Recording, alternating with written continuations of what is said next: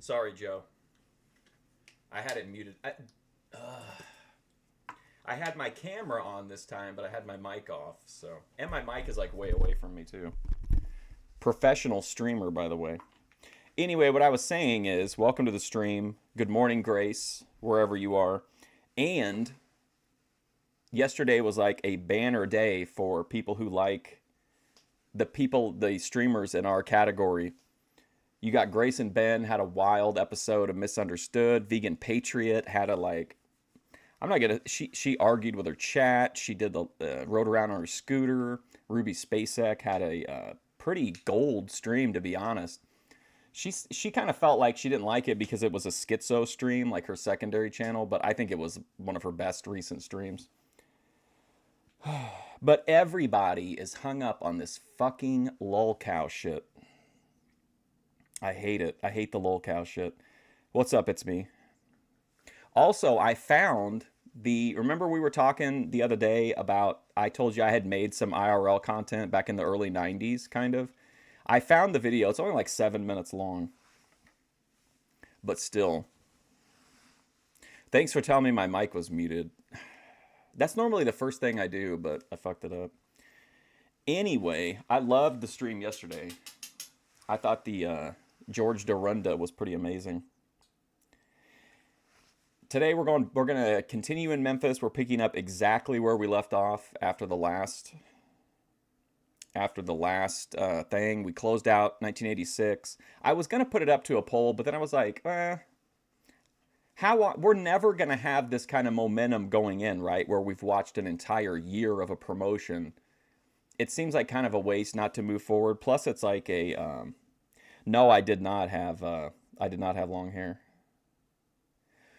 But I just feel like there's a lot going on in 1987, and we've got the momentum going. We're familiar with all the storylines. I just thought it kind of made sense. Plus, I really wanted to see Soul Train Jones, Virgil. Hold on a second. Let me see. Give me just a moment here.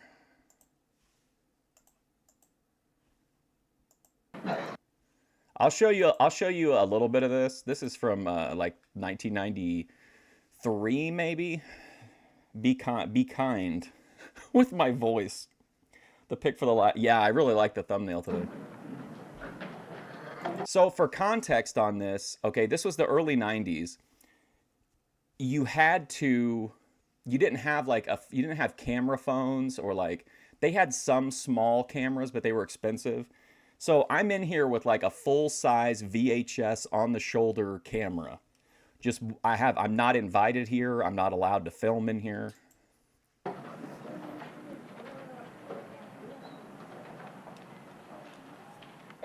This guy was not going to talk to me.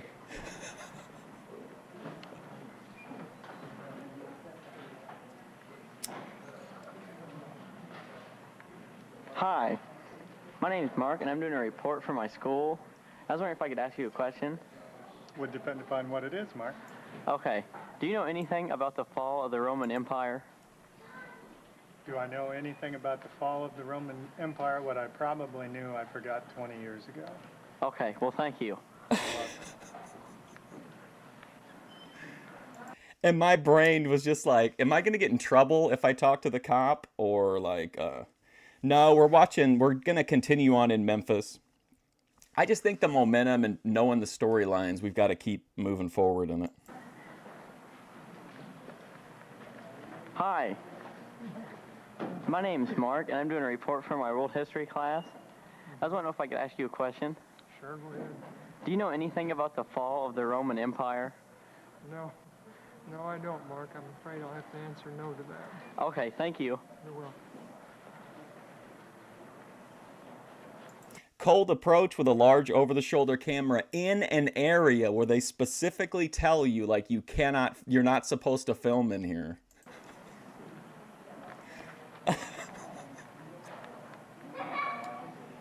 Oh my God, look at this. Look at the shelves back then, man, filled with fucking VHS tapes. Oh my God. Oh, I miss those days.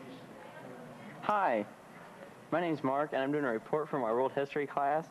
And I was wondering if I could ask you a question. One question? Just one. One question, okay. Do you know anything about the fall of the Roman Empire? Seems like they all knew me. Why do you think that? I didn't know any of these people. Any one particular thing about Or anything you'd like to share with me? Well, no, I guess I really don't know a lot about the fall of the empire. Well, thank you for your time. Okay, so leading into this, right, I knew that likely there would be people who wouldn't talk to me, but I needed to get a good grade on this report. So I told my dad, I was like, look, if I can't find anybody to talk to me, or like I can't find, you know, if they're giving me boring answers, I'm going to come over to you and you just go off, like give me a good interview. And for some reason, my dad decided to to like really ham up like a Vincent Price type vibe. And I don't understand it to this day, but I think it's Keno. So this is all real. All of this is all just cold approaches. Now, the segment with my dad is the only scripted part during this first part. But after this part, I realized that like I wasn't going to get good content. So I just scripted the second half. Of Mary Lou Dragon getting DP'd. Well, let me see if we can get to the guys that are scripted. You guys will like this first one here. Now this part, again, like I said, this is all like, this is scripted shit. I wrote all this. And my dad took the camera to his work at the time. Hello, sir. Hello. Yes, would you know what caused the fall of the Roman Empire? Well, it's my understanding of the lack of security. Lack of security, huh? Mm-hmm. Not enough security. Okay, well, thank you. What a terrible actor. I give this guy such a good line. He can be like, oh, it's the lack of security. And he gives like this completely dead performance. Here's my favorite one, though, of everybody. I'm super proud of this one. Tell me what caused the fall of the Roman Empire? I found in my studies that they used substandard concrete. You get what you pay for. Kayfabe book report, yeah. So what caused the fall of the Roman Empire? Substandard concrete. You get what you pay for. Well, that's a little look into the world of my IRL. My classic IRL days. I'm retired now, but... Poor Virgil, he died. Remember he had those people that ran the Iron Sheiks thing took over his Twitter and started talking about like how he was something about him making breadsticks or something.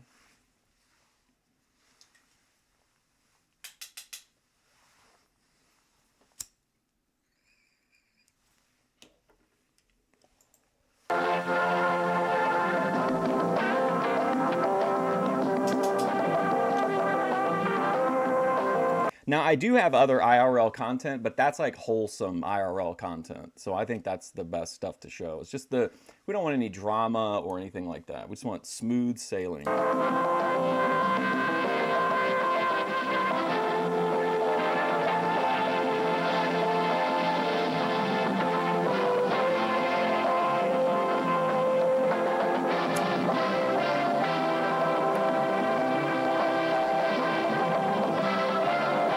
Well, I mean, I watch so much stuff of other people. Like, I don't have a lot of stuff on film from the 90s, but I did have that. And I mean, that is the kind of thing that I would probably watch if I saw it on YouTube. So I thought I'd contribute to my own show. Finally, original content on this channel. I also had people say that it was sex, that it was too much masturbation. It was that the Roman Empire fell because there was a lack of a clear cola.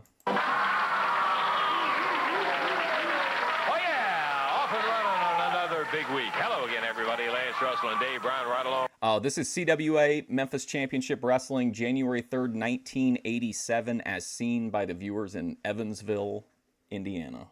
Ringside, we got another good one lined up, Dave. Boy, we got a couple of big tag matches coming up. Oh, we do. They're talking about a 6-man tag match and an 8-man tag team match, both on the program today. And also, we've got a couple of regular tag team matches. Rock and Roll RPMs will be involved in one of those. We will also have Goliath and Downtown Bruno in here. Jerry the King Lawler will be here, too. Much, much more coming up. By golly, I'll tell you what, it has all the makings of a doggone good one.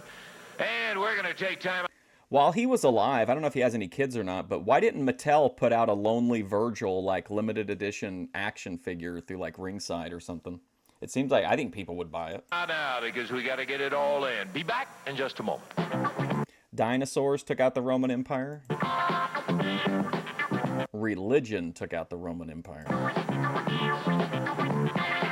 Was Virgil a good wrestler? I mean, it depends on, like, how you define a good wrestler.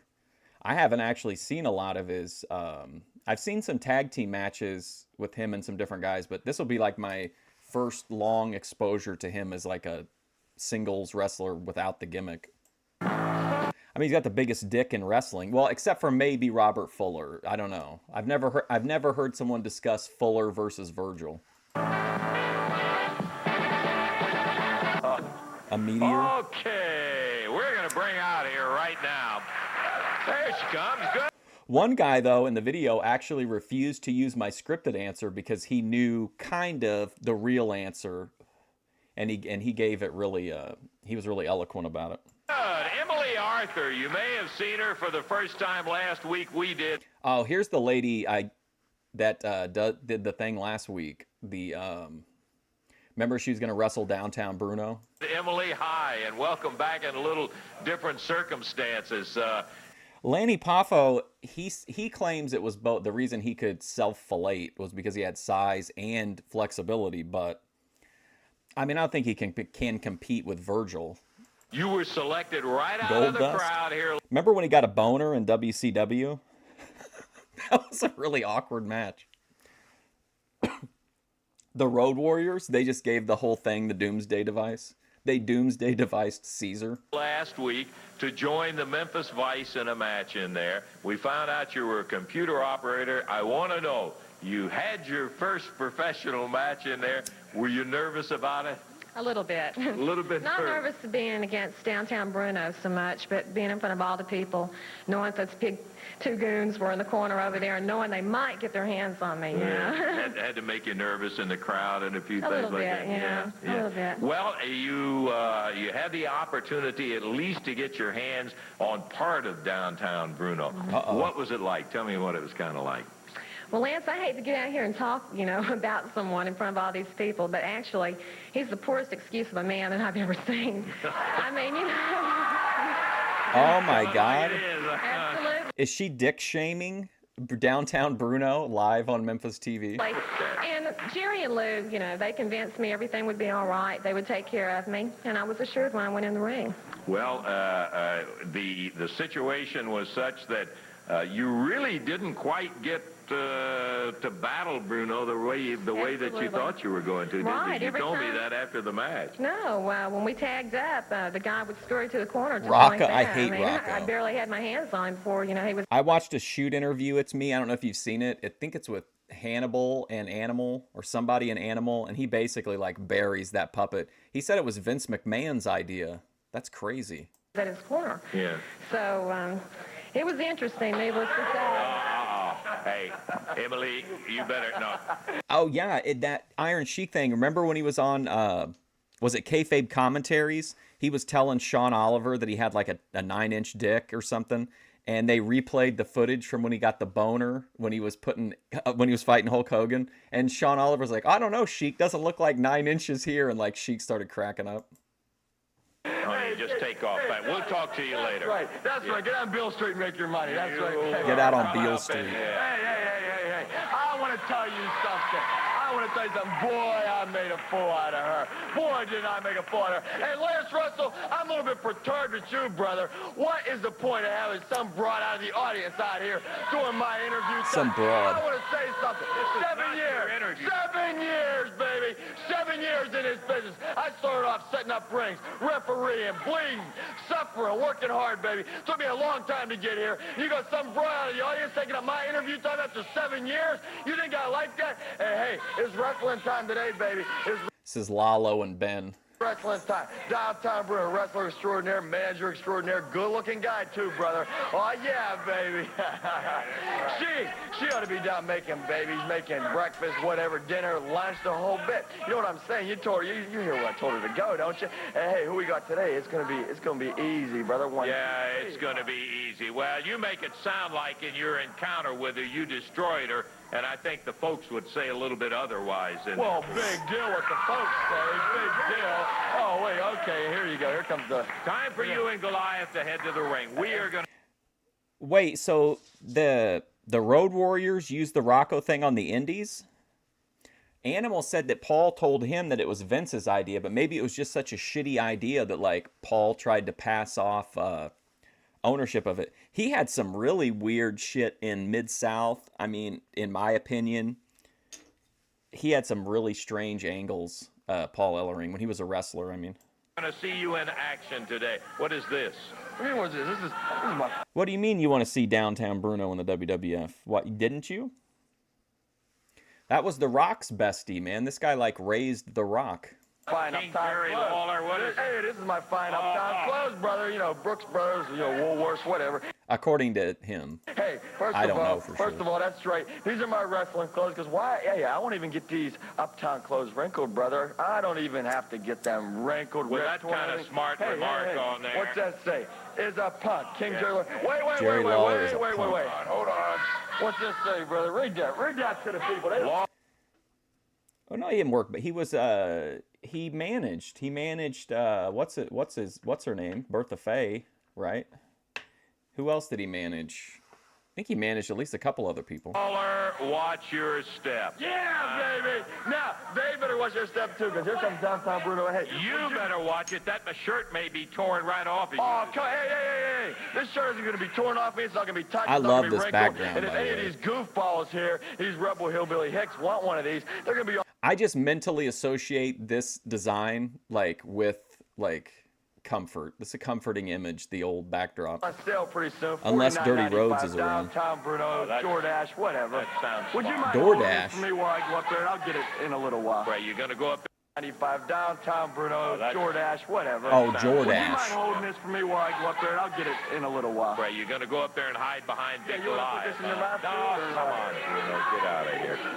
Downtown Bruno, let's go to the ring. We're ready for it.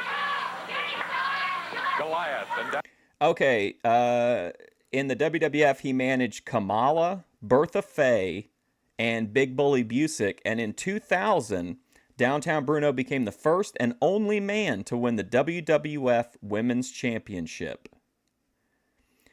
And it says today that Harvey Whippleman is a concierge at WWE tapings. Downtown Bruno up on the ring apron. Already in the ring, it's John Paul from Minneapolis, Minnesota. His partner from Tupelo, Mississippi, Dennis Upton. They weigh in at a total 438 pounds.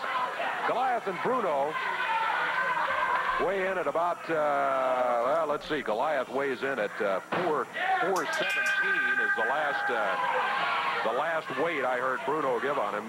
414 officially he's listed. And Bruno weigh in at what, 130? Yeah, I think he told me, he says, that's 143 pounds. 143. Yeah, baloney, you know it. Yeah.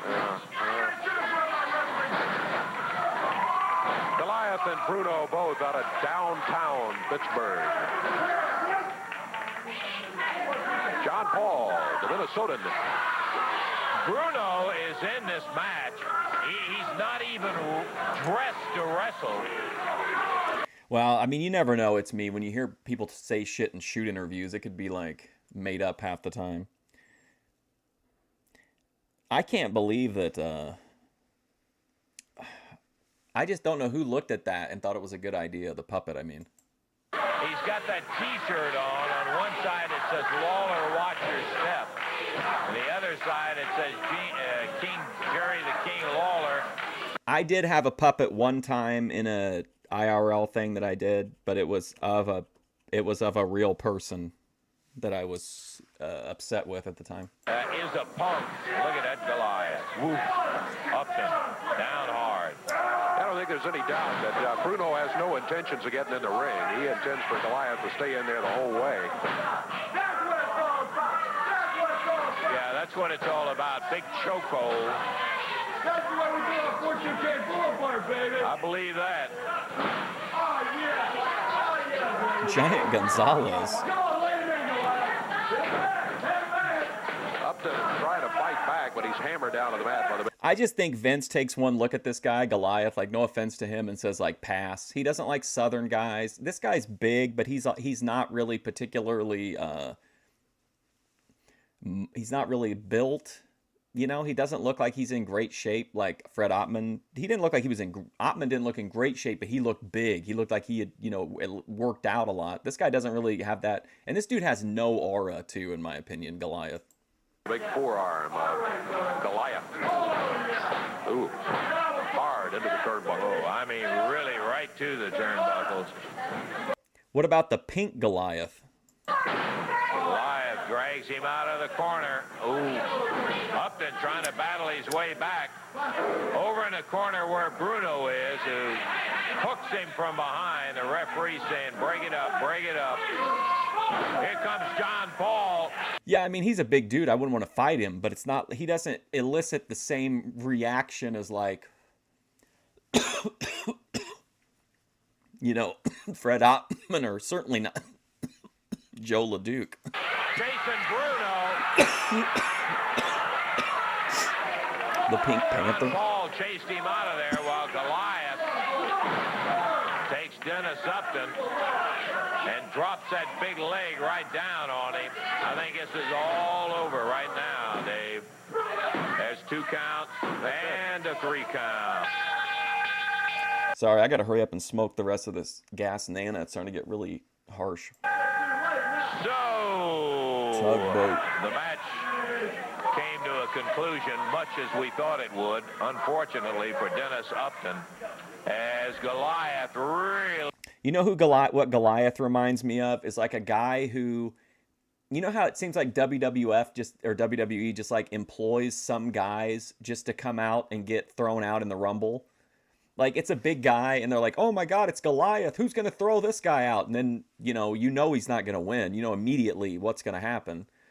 So he reminds me of that kind of guy. You'd see him every once in a while when they needed to give somebody a little win or have somebody throw somebody out at the Rumble. Really tore him up. He went to work on him. One thing, yeah, you got the win. Hey, that microphone, Lance Russell. Hey, people. How many of you people saw the way I dominated that wrestling match? How many of you people saw just what kind of professional athlete, just what kind of professional wrestler? Press to wrestle today. 10,000 comedians out of work, you're trying to be Cosby. Well, wait, sit down, Jay Leno, huh?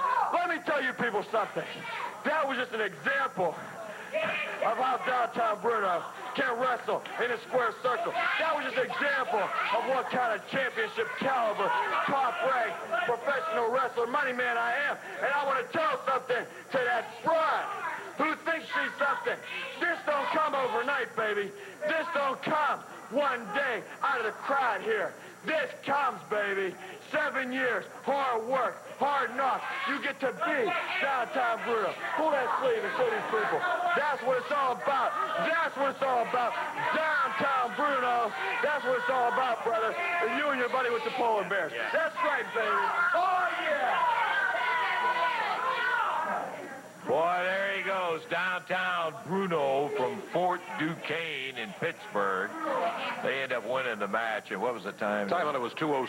2:06. We got more action. Going to be back to it in just a moment.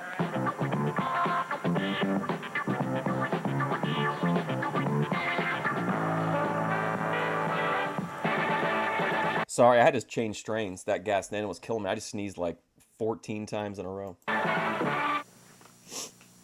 Wednesday night, Evansville Coliseum, goodness gracious, 6 outstanding matches to kick off this good new year. And by golly, it's gonna ATF be a Media, dandy, did you too. see Jonathan that Boyd George opens up against Dorunda is Pat now a health Tanaka. food An advisor? I quit match. That's where it keeps going until one of the contestants, Tarzan Goto or Paul Diamond, says, Moondog I Splat? quit. Calls it quit right there in front of everybody. Then we're going to be looking at a loser wears the panty match. Yeah, Tracy Smothers, boy Tony. Whoever loses it's going to have to model some panties. It'll be done at intermission right then and there in the Evansville Coliseum. Wait, what? I did see it, Kitchen Man Dan. I clipped some of it because it seemed like it might... They've deleted a couple streams recently. So I recorded the end of it. But yeah, that was really something. But a lot of it was going on the same time. Ruby was doing a banger stream. VP was streaming at the same time. So I had to like rotate around, but I did get to see it. The ending was fucking wild. Now there's a special challenge match in there that's going to have Soul Train Jones making his first appearance right here in Evansville, going against Goliath with Downtown Bruno over in the corner. We ask... Yeah, George Dorunda is like, he hates... He's like an, I guess you would call it like an anti-sugar advocate. He doesn't think that people should be allowed to eat sugar. I'm actually, even though every other person that I've reached out to has ignored me or denied me, I'm going to reach out to George Dorunda and see if he wants to record a video for you guys. Bruno about this match coming up. Oh, yeah, baby. We got so tired of beating up on Soul Train Jones up in Pittsburgh. And hey, Michael McCafferty. now we're going to do it down here. He's going to be suffering, babe. You need the video for what, Sparky? That's one side of the story. The other side of the story goes something like this. Let's introduce Soul Train Jones. The Soul Train is coming. USA. Hell yeah, finally. But I'm going to drop him off for a long, long, long fall. Yeah, hey, Michael McCafferty, what did you think about Grace crying at the end of Misunderstood again? Not only that, we've got a tag match that's going to be a dandy. This will be a... Oh, you need to see the video of the I got distracted. What a weird stipulation. Like, the makeup thing with JD Costello, okay, modeling panties? That's kind of strange. Double referee match. It'll have the Rock and Roll RPM going against Jeff Jarrett and Billy Travis. This is going to be Keemstar's next punishment for Boogie. Now, one of the stipulations you're going to see later on from the RPM is the fact that they get to appoint one of the referees. Who did they pick? Downtown Bruno. Let's listen to his impartial words. The reason the RPM's Virgil looks down and he is unfair and impartial and experienced. Talk about Billy Travis, Jeff Jarrett. 1, 2, 3. RPMs. 1, 2, 3. And then the final event, brother, is World War III, starting right off when Tom... Yeah, she cried toward the end of Misunderstood. Her and Ben had a really long struggle session. Tommy Wildfire Rich and Jerry the King Lawler get into it. We'll be talking a little bit more about that later on. I mean, I can't get her to come on because I can't have people on here. Like, my computer is so old and my internet connection is so bad. Like, I can't host, like, whatever. I can't have people on, but she's in the chat every once in a while. She's super busy right now, though. Or I don't know if she's doing something. She's occupied. Okay. Oh, man. Jerry Lawler versus the Billy Jack Haynes guy. I guess we ought to get it going. Keith Eric says he has been waiting on this one. Oh, hell yeah. I don't know what he's been waiting on. I don't think I'd like to catch Jerry Lawler in the kind of mood that he's in these days. No, he might have should have waited on this one a little bit longer. Yeah, boy, like about another year or 10. Referee Jerry Calhoun telling Keith to get back. Pardon me. Yeah, Keith, in here loaded with confidence. He's going to need it. He's going to need more confidence to win this match. Let's face it. He's going against the King. The King is not in a very good mood. Well, here it is, Keith. You got it. You asked for it. Mm-hmm. Gatekeeping. Well, he said he got one victory over him anyway. I remember that's that. What he said, yeah. I think I remember that. That was a disqualification. It happened some time ago. And I think what happened is that somebody jumped in the ring, if I recall. That was a long time ago. I don't know This is one of my favorites, Right Keith in the middle Eric. of the ring, though, and that's what Eric's facing right now. Jerry Lawler right in the middle of the ring. The king. Like, am I wrong that just the fact that he's consistent with his gear and it looks like Billy Jack Haynes is enough to, like, make him a... Like, does that make me crazy? Because that's the only thing I remember about Keith Eric, but I, like, always look forward to seeing him because he's like the black Billy Jack Haynes. In the headlock. Boy, Eric's talking a good game, isn't he? Boy, he sure is. He slipped into that quick side headlock right off the bat, got Lawler with it. Jerry got a couple of options, and that... Hey, Joe, they ran 7 days a week, I think. This was live, but then, like, Evansville ran every week. Like, every stop ran every week, and then, like, they had the big shows at the Coliseum. That's one. Whoa, he didn't get loose. Billy Black Haynes. I thought about that, but I didn't know if that was too much. You know why? Hair full of hair. Yes, You sir. bet. He had it. If Keith Eric is still alive when I win the lottery, we'll bring him in as like an enforcer for Savvy Guy. Eric. Yep, handful of hair, but he's going to have to give that hold up. He did quickly, and he's right back on the headlock. Keith Eric thinks he can beat the king here today. That's what he's been telling us, been telling the crowd. So far, he has used the side headlock and hair pulling. Oh, man. That has just ended. Did you see that? Wow, man. They used to call those high angle backdrops, but they stopped doing the angle. Dude, that was something, man. That looked great. I got to see it again. So far, he has used the side headlock and hair pulling. But that has just ended. Lawler has him down. Count is 2 and 3. And that's it. A minute, 19 seconds. Jerry Lawler takes it from Keith Eric, as Keith Eric has now got to be wondering, what did I do wrong? That's what he's been waiting on I'm going to be thinking about that backdrop. That was nice, man. He almost dumped him. all year for. He said. The Lawler, the winner in an impressive fashion. I hear that music in the background. Here we go. Give you an opportunity to meet a fella that we've heard a lot about. We've seen him, as a matter of fact, but he has not been in this area. He'll be coming in right now. We're talking about Soul Drain Jones. I think what got it for me was when he got him up. Remember, he did that same setup with Andy Kaufman, and he gave him a stiff backdrop, but nothing like that. It looked like when he got him up, he almost like pushed his ass to get him up to bring that angle even steeper, and then just brought him right down. Fantastic. And love that he got the pin off of it instead of going for the fist. You know, I think that was it. Like no getting up from that. Here we go. Uh-oh, Virgil.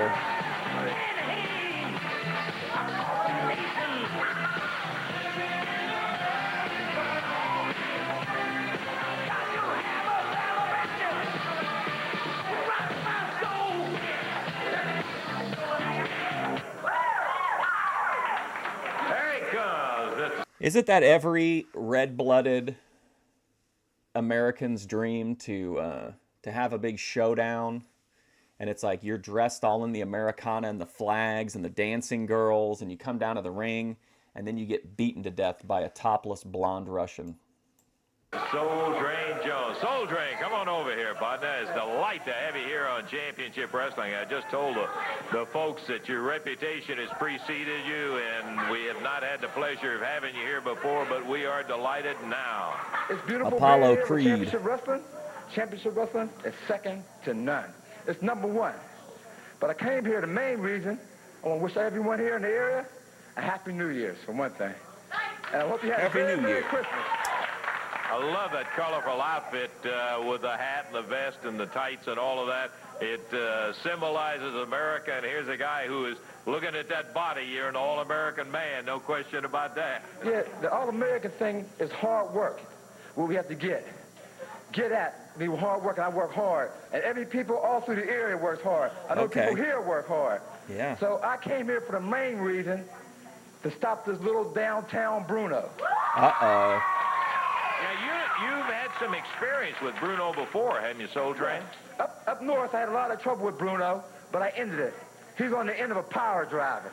They carried Bruno on a stretcher, and he left. Now Bruno came down south down here and got 3 other freaks with him. Okay, he got one they call Big Bubba. And they got another freak they call Goliath. And they got the 3rd freak. He's going, part of him is going north, part of him going south. I don't know what he is, Vance. I mean, is he a Herm? A Herm people is a half him and a half her. You got to be done. Let's say this. Let's be open, okay? This is what it would be like if King TL cut a wrestling promo. It's fantastic in every way. No idea what this guy's talking about, but it's great. My boy Tony. Right. His name is Boy Tony. They should spell his name B-O-Y-T-O-I. Who plays Ivan Drago? Dolph Lundgren. Tony. I'm going to change him back if I ever get my hands on him to a man what he should be. Grace Thorpe is a crybaby. What about when she gets locked up, though, Michael McCafferty? You've been pushing for Grace Thorpe to be imprisoned for a little while now. Let me bring up an interesting fact, Soul Train. You are from Pittsburgh. Now, downtown Bruno makes this big deal about being Fort Duquesne and how tough he is and how tough everybody was. As a matter of fact, I got to be honest with you, he's kind of giving Pittsburgh a bad name. Okay, he gave Pittsburgh a bad name. That's why I ran him out of Pittsburgh. And now he's coming down to this area, giving it a bad name. I'm going to do the same thing. I'm going to run him on out. Okay? You got Goliath in your eyesight. Okay. It was definitely, by traditional standards, yes, but I think that it was... It far eclipsed the threshold needed to go from like bad to hilariously bad. So I think he's entertaining. If this continues, I'll always look forward to his promos. But yeah, what a strange. And they're giving him a lot of time too. You thought they would like have him come out with somebody else and they could be like, tell him about it, Soul Train, and he could do like a little 5-second thing or whatever. Goliath. He's a big, vicious wrestler. I think he's 419 pounds. Big. Okay, he's big. Okay? Oh, man. Can you imagine Grace Thorpe in jail, Michael McCafferty? She'd have one of those little orange outfits on, but she'd, like, tear the legs off, so they'd be, like, short shorts and, like, a half shirt. By being big don't mean you're bad. Okay? I'm 247, and you see this. Wow. It's for real, okay? I'm going to take that 219 pounds from Goliath, which is fat, and cut it off of him. So he'll be weighing 200 pounds. Okay, I weigh 247, so we're even. So I'm going to take Goliath. He's now threatening to skin people alive. And I'm going to put him on a Soul Train. I'm going to take him for a long ride off a short track. Okay, Soul Train, we're going to be looking forward to seeing you in the future here, and we hope... There's a movie, what is it called? It's called, man, the girl that starred in it, I can't remember her name, but I'll think of it. It's called like Lock something. I can't remember. I'll think of it and then I'll finish the story. Maybe you're very successful in the territory. Appreciate you stopping by the culture.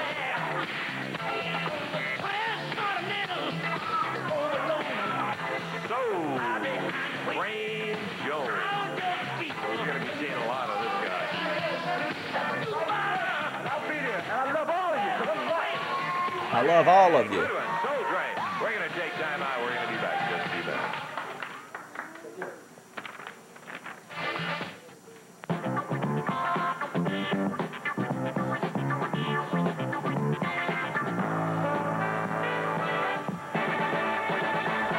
Coliseum, 6 matches, outstanding card. Okay, so the movie is called Locked Up. It's about a girl who ends up going into a foreign prison, and then she has to fight/fuck for survival. It was made by Jared Cohn, who makes like a ton. He's somebody that I bet most people have never heard his name, but he makes like a movie a month or a movie a week, it seems like. But that movie is so filthy, you wouldn't believe it. Headlined by a Jerry Lawler, Tommy Rich battle. Now that's unusual. You were burying Grace Thorpe on Twitter. He's going to put Goliath on a strict diet. Him and, what's his name, the anti-sugar advocate, George Dorinda. Usual. Let's hear what Tommy Rich had to say about this. You got the shot. Oh, here we go. You got the shot at the world heavyweight champion. You know, but to me, you're no more of a champion than Joe, whatever his name, walking down the road. You know. I was so moved by the dramatic weight of Locked Up that I actually I did like 2 or 3 interviews with the main actress about it. Tommy Rich, I beat Harley Race. And you're going to tell everybody your story. Dude, it is filthy. Filthy. Sure, but to me, you're just a big, clumsy klutz. Lawler, on any given day, I can beat you. Like I said, I beat Harley Race for the World Heavyweight Champion. And not to do nothing, but to prove one point. You know, you and myself, we wrestled a lot together. But I've always had the visitor's home field. Well, I'm coming to get you, Lawler, but it's going to be my home field advantage. Wednesday night, Evansville Coliseum, brother, you have Let me got to find see it. Wildfire and the King get it on. Well, that should give you an idea. Okay, friends, right behind me here. Okay. What we have to put up with on some of these days on Championship Wrestling. Kelly McCart, McCart, is the star of it. To my knowledge, I mean, I don't know. She made a few other movies, but I don't know. I don't know if she ever became like a professional, like a full-time professional or anything. Downtown Bruno. These people are so ignorant out here, especially the women think they're so good. Attacking Grace Thorpe is a bannable offense. Looking, they wish there was woman enough to have me. If they just had a little shot at downtown Bruno, they'd be happy the rest of their life, baby. But now then, there's all kind of stuff to talk about. There's all kind of action. I want to bring up my good friend, boy Tony, right now, because we got some things to discuss. Come on out, beautiful. That's it. Now that's somebody good looking, baby. Oh, you wish you could have me. You would. What a charmer. Beautiful. That could be you, baby. Okay, now then. Hey, bring that microphone over here, Lance Russell. Bring that microphone over here. This man right here is sick and tired of being sick and tired of being humiliated by that pencil neck, steroid-free geek, Tracy Smothers. Let me talk to you about it. Tracy Smothers thinks it's funny to tear off this man's clothes, humiliate him, make a fool out of him, try to make a public mockery of him in the arenas, auditoriums throughout the country. Well, he ain't gonna do it no more. I'm gonna tell you something. I am tired of Tracy Smothers trying to make him look bad. So, from now on, it's Tracy Smothers' turn to look bad, brother. You got a little match coming up here. She was also in another movie called Halloween Pussy Trap, Kill Kill, that I've seen, but she has kind of a smaller role in that one. But she's dressed like a club kid off a Jenny Jones episode. People, show the people, boy, Tony. Tracy Smothers, who thinks he's all man, who thinks he's so macho because he got hair on his chest, hair on his... Rush Limbaugh burner account has moved on from Grace to Foggy Dottie. Attacking, you're the Grace Thorpe fan club president? Legs, hair on his face, hair on his other leg, everything else. He thinks he's so tough. Well, I'm going to tell you something. He ain't going to be so tough when we put these little blue panties on him and you got to parade around the ring with him. Now, see, he thinks he's so bad, but he ain't going to run in and out with them.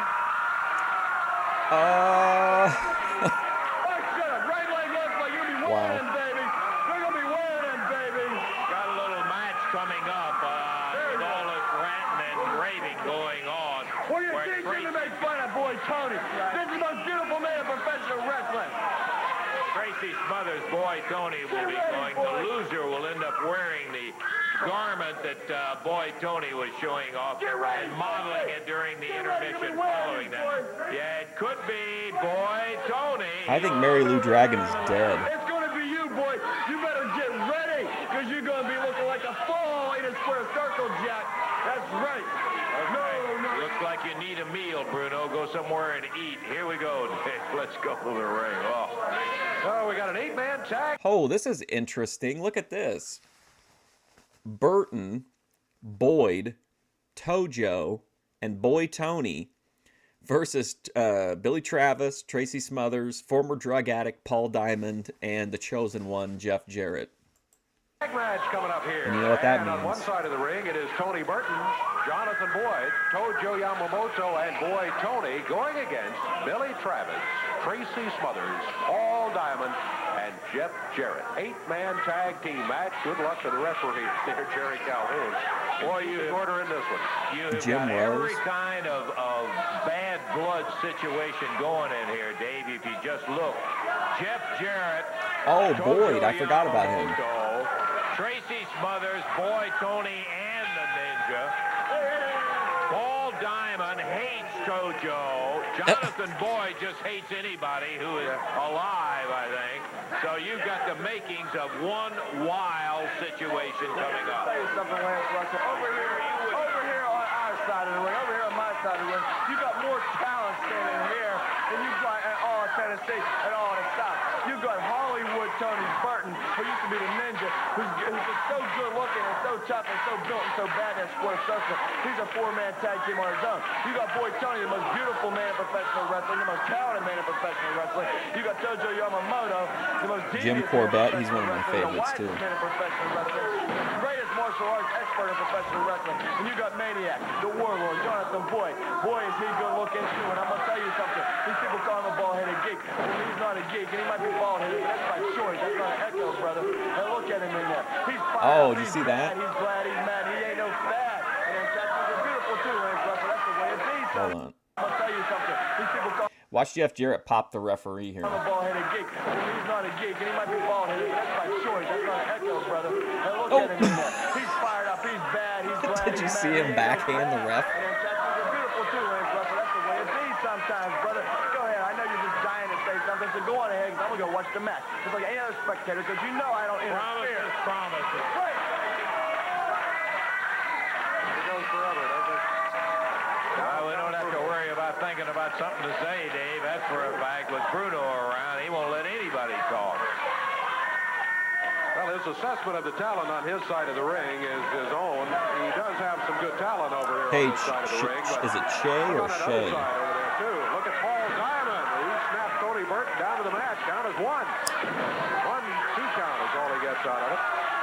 Paul Diamond. Tony Burton is not Jonathan Boyd's normal partner, right? So we just have one jobber in the match? Joined by Jeff Jarrett, Tracy Smothers, Billy Travis. Never seen any of them back up from anybody. Tracy Smothers rocked down.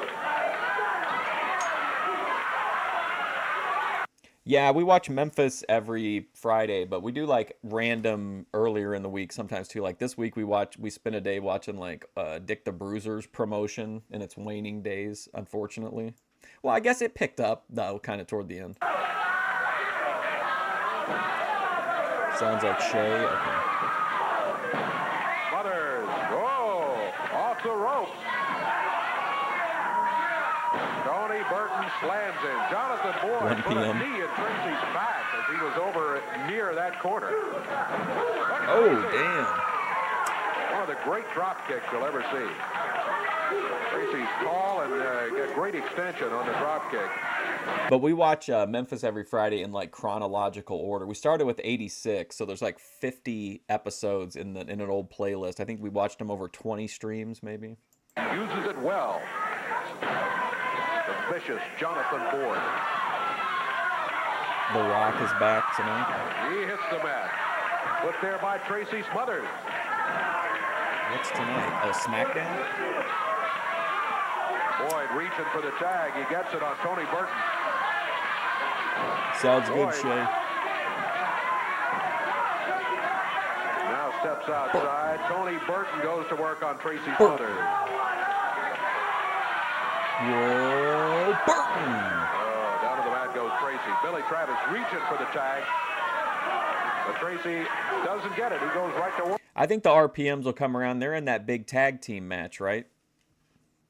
where downtown. Well, they're advertising it, so I'm assuming they'll at least do an interview. Tony Burton, and now here comes Boy Tony. Oh, you watch the current Memphis? I'll have to. I haven't seen anything of the newer stuff.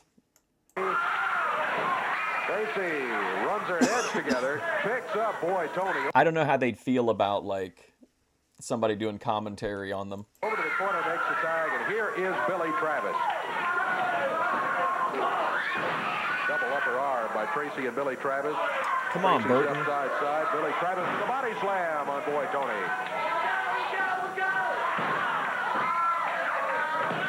That is one, and that's a 2 count. It stops. Boy Tony staggers over the corner, and the tag on the Imperial One, Tojo Yamamoto. Oh, look at Tojo. Get him in there with Jeff Jarrett. Let's let him whip his ass.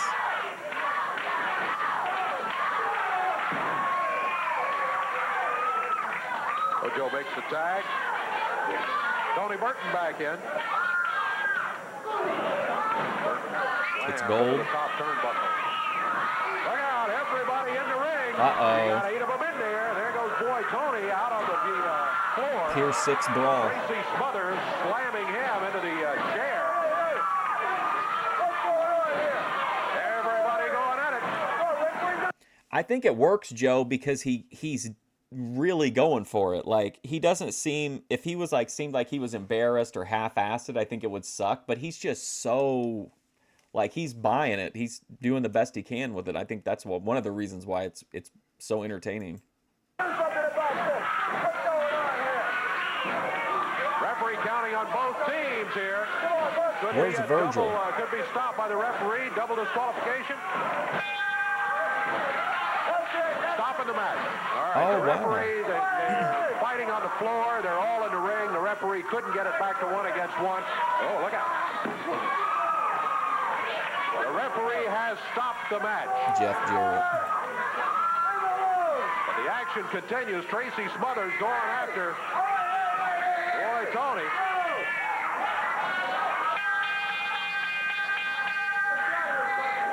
Tony grabs his purse, and he and Bruno head out of here. Jonathan Boyd and Tojo not far behind. So the match is stopped by the referee due to disorganization, I guess you could call it. They're down here on the floor. They're all in the ring. They're still battling over there. Tracy Smothers and Paul Diamond got Tony Burton cornered, and they popped him a time or two before he got out of here. Well, you Just wild action. figured that's exactly what it was going to be, with the combinations of bad tempers that were set up among those LeVar guys Burton. in there. We're going to take time out. Be back in just a moment. Oh, man, this is... Yesterday, I smoked these Space Mints, and they did, like, nothing. Remember, I had to go and, like, change. Now I'm, like... Now they're hitting. Maybe I'm in a better mood. I started off in a weird vibe yesterday, but the prime time really brought me around. Oh,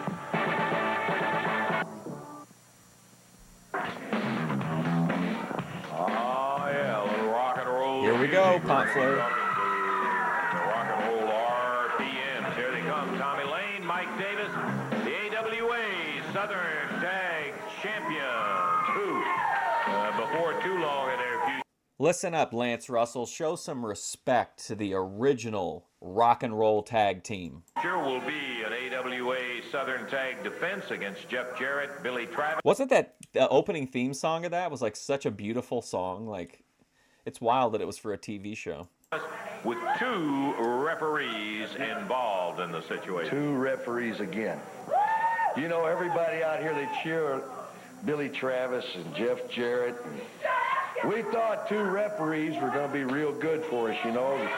'cause they... I remember when I was a kid, I heard them say like that in the song. They say like he sees a butterfly in the sky, and he's like, I can be twice as high as that. And I was like, I'm gonna fucking be twice as high as a butterfly. Keep an eye on this Jarrett and Travis, because all they are is world-class cheaters. Yep. Lance Russell. I hear you. You know, so we said, okay, 2 referees, that's fine.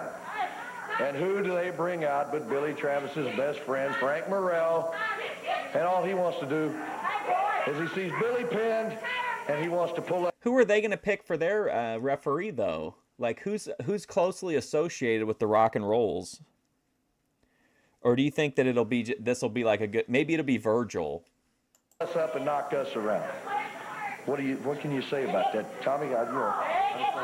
But you come up here and you expect to get a little justice. You got Oh two boy, guys look that at all this they want to do guy. is pull your hair. Have we heard this guy talk much? I don't feel like we have, or maybe I focus on mini David Schultz. Gouge your eyes and cheat. Maybe we come to the wrong area. Maybe we shouldn't be here. I don't know. Well, I think there may be some folks who might agree with you. Now, that's just an observation that I'm making in there. Well, so this time they want 2 referees. 2 referees, that's Well, correct. there's only one thing that we asked, Lance Russell. Last time they had their little pal out there, Frank Morrell. Oh boy. So this time we wanted to choose a referee on our side too, Sure. They have a referee, we want a referee. All we want is somebody to come in, and if our shoulders are down, they'll count 1, 2, 3. But if Travis and Jared's shoulders are down, he'll count 1, 2, 3 too, and there won't be any of this wishy-washy stuff like with Frank Morrell. What you would like is a third man on your team. No, that's not what I'm saying. All I want is somebody that can be fair, somebody that'll count, and that's exactly. Okay, am I understanding this correct? It's a 3-team match. Downtown Bruno's guys versus the original rock and roll team, the Rock and Roll RPMs, versus Jeff Jarrett and Pat Tanaka. So everybody's going to get to pick their own referee? Exactly what we've done. We've gone out and we've got us a referee that'll be fair. A referee that'll count 1, 2, 3 if the shoulders are down. Somebody that knows the rule book front to back, cover to. I don't think I've ever seen a promotion, though, like when talking about the belts, they are awful, by the way. But I don't think I've ever seen a promotion where belts were, like, meant less. Like, they're not, like, devalued, but, like, they're just such a minor part of the, like, a minor part of how the promotion's booked, which I think is interesting. It's definitely different. Cover inside and out. And we're going to bring him out right now. Somebody is going to be honest. Nobody would complain about that. Nobody's opinion. Right here. Right here. Oh, no. Come on. Huh? Right here's Bruno. That's right. Yeah, baby. That's right, bro. Lance Russell, I bet you there's something you don't know, brother. I bet you there's something you don't know. The first time I met the Rock and Roll RPMs, I refereed their match in Pittsburgh, Pennsylvania, at the convention center on 42 Kane Boulevard, brother. Oh, really? On 10th Street. It's at 42 Kane. Is this something going out of order here? I'm confused on what's going on here. I thought he was already selected to be a referee in the match. 10th Street, and they were in a tag team match in Pittsburgh, and I was the referee, and naturally they won, of course. Okay, but let me tell you something. Hey. Now, I don't have a personal interest in this match. I'm not making any money off of it. I'm not getting any green in my pocket off it, because there ain't no green at all about me. I'm going to say that. But let me say this, brother. Let me say this. These guys are personal friends of mine. That's exactly the point I was making. Wait. I didn't mean that. These guys are on the same side. Joe Shabatoni in Ruby SpaceX chat this morning, and he was accusing Ruby of that the whole Grace, that all the heat with Grace was all made up. It was all scripted. They're on the same side of the rule book. Which like cracked me up. I was dying. We want you to do one thing for us. If our shoulders are down, we want you to count. 1, 2, that's it. 3. I will faster than No. Hey, I count the same way Frank Morrell counts when Travis and Jared are dying, okay? And there's something that you probably don't know. Hey, these two South Africans just wait their turn. There's something that you probably don't know. Page 31 of the Championship Wrestling Association Rulebook, paragraph 2, Article B states that in no way can a professional wrestler touch an official for any reason under threat of suspension, fine, jail, everything else, hanging by the gallows. A referee can't touch a wrestler, and a wrestler cannot touch a referee. See, and that's not that. I ain't gonna touch nobody, brother, because I'm fair and impartial. I got a lot of refereeing experience, and these two guys, if you guys cheat, I'm gonna let you know, and I might just. Joe Shabatoni, this guy raised The Rock, sang a love song for the ages to Bertha Faye. I mean, what a beautiful song. Talk about Reading Rainbow being beautiful. The Bertha Faye song, oh my God, what a heart melter, what a panty melter. Then he becomes an esteemed WWE executive, trusted executive. What a life for downtown Bruno. Qualify, y'all. We have. If they cheat, it's the same thing. To be fair, And when their shoulders are down, count them, will you? Oh, boy, there's nothing He even made it onto the Young Rock TV show decades later. I like is a whole trio of fair and impartial guys. Now, go take these guys. Yeah, please go take these guys. I've heard all of Bruno. Turn these guys inside out and make white men out. Yes, I'm certainly okay. Oh, boy. Hold on, what did he say there? Tag team match coming. Yeah, please go take these guys. I've heard all of Bruno. Turn these guys inside out and make white men out. Yes, I'm certainly okay. Okay, so Downtown Bruno just said that the Rock and Roll RPMs were going to go to the ring and turn Garmin and Trailer inside out and make white men out of them. Oh, boy. Tag team match coming up here. Lance Jerry Russell's Garvin, like Benny Trailer, both out of Mississippi at 423 pounds total weight, facing the Rock and Roll RPMs. Mike Davis and Tommy Lane, they're out of Atlanta, Georgia, at a total weight of 454. Starting, it looks like it's going to be Jerry Garvin for his team, and Mike Davis for the Rock. Does he hate Downtown Bruno? Gosh, have I ever even... I don't think, other than hearing about it, him talk about how, like, he was kind of like The Rock's babysitter and drove him around. I don't know that I've ever heard Cornette talk a lot about Downtown Bruno. That's pretty much it, Joe. He was, like, in charge of him while his dad was out doing stuff. He would kind of take him around and just be kind of like a handler / babysitter, but they developed like a really good friendship. Is how I always have heard. Rock and Roll RPM. You better go read up some rules. If you're gonna... One stars, they all look alike. Okay, Bruno. You know, I was going to tell the Rock and Roll RPM to give his guy a fat lip, but God took care of that. I was going to have him give him a black eye, but Mother Nature took care of that. All right, Bruno, we don't need any more of that. We're going to try to starve him in his guy, so we were going to hide his food stamps underneath his work boots. Yeah, but that would be too cruel. But never mind. They're going to get these growing fat heads, and they're going to put some serious hurting on him. And that's all I got to say, because the Rock and Roll RPMs are going to win. You may as well just ring the bell now. You wish the Sheik would have do you think he would have paid him the $100,000? I don't know. I've heard Sheik talk about that story. His side of it actually has been fairly consistent as far as Sheik stories go, that he really did offer him the money. But Mr. McMahon. Fine. Well, if you don't mind, can't turn your back on Mr. McMahon. we'll wait till the match is over. Garmin and Trailer are a good team. They are outweighed in this particular match by the Rock and Roll RPM, but Benny and Jerry both good, hard wrestlers in there. Not that they will be the favorites, because they're against the AWA Southern Tag Champ. Big, high suplex, and Jerry goes banging down off the mat. Mike Davis tags Tommy Lane. Referee is Jerry Calhoun. And Garmin and Trailer, right from the outset, have been in some trouble. They're not strangers to trouble, though. They know how to deal with it. They're fighting their way. I love it when they ask the Sheik, somebody's like, hey, what kind of drugs did you do back in the day, Sheik? And he's like, A to Z, baby. A to Z. Back right now. Jerry takes a shot from Mike Davis, who had taken the tag from Tommy Lane. Big knee puts him down. Davis trying to get the referee distracted. Didn't over by Vern Benny like Trailer. train the Iron Sheik and break him into the business, but he was loyal to McMahon? Parting shot taken by Mike Davis as Tommy Lane goes for the eyes.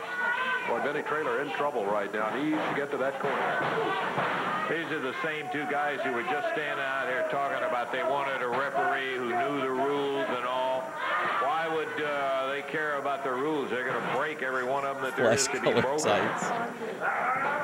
Jerry Garmin, there's no better fate than his partner.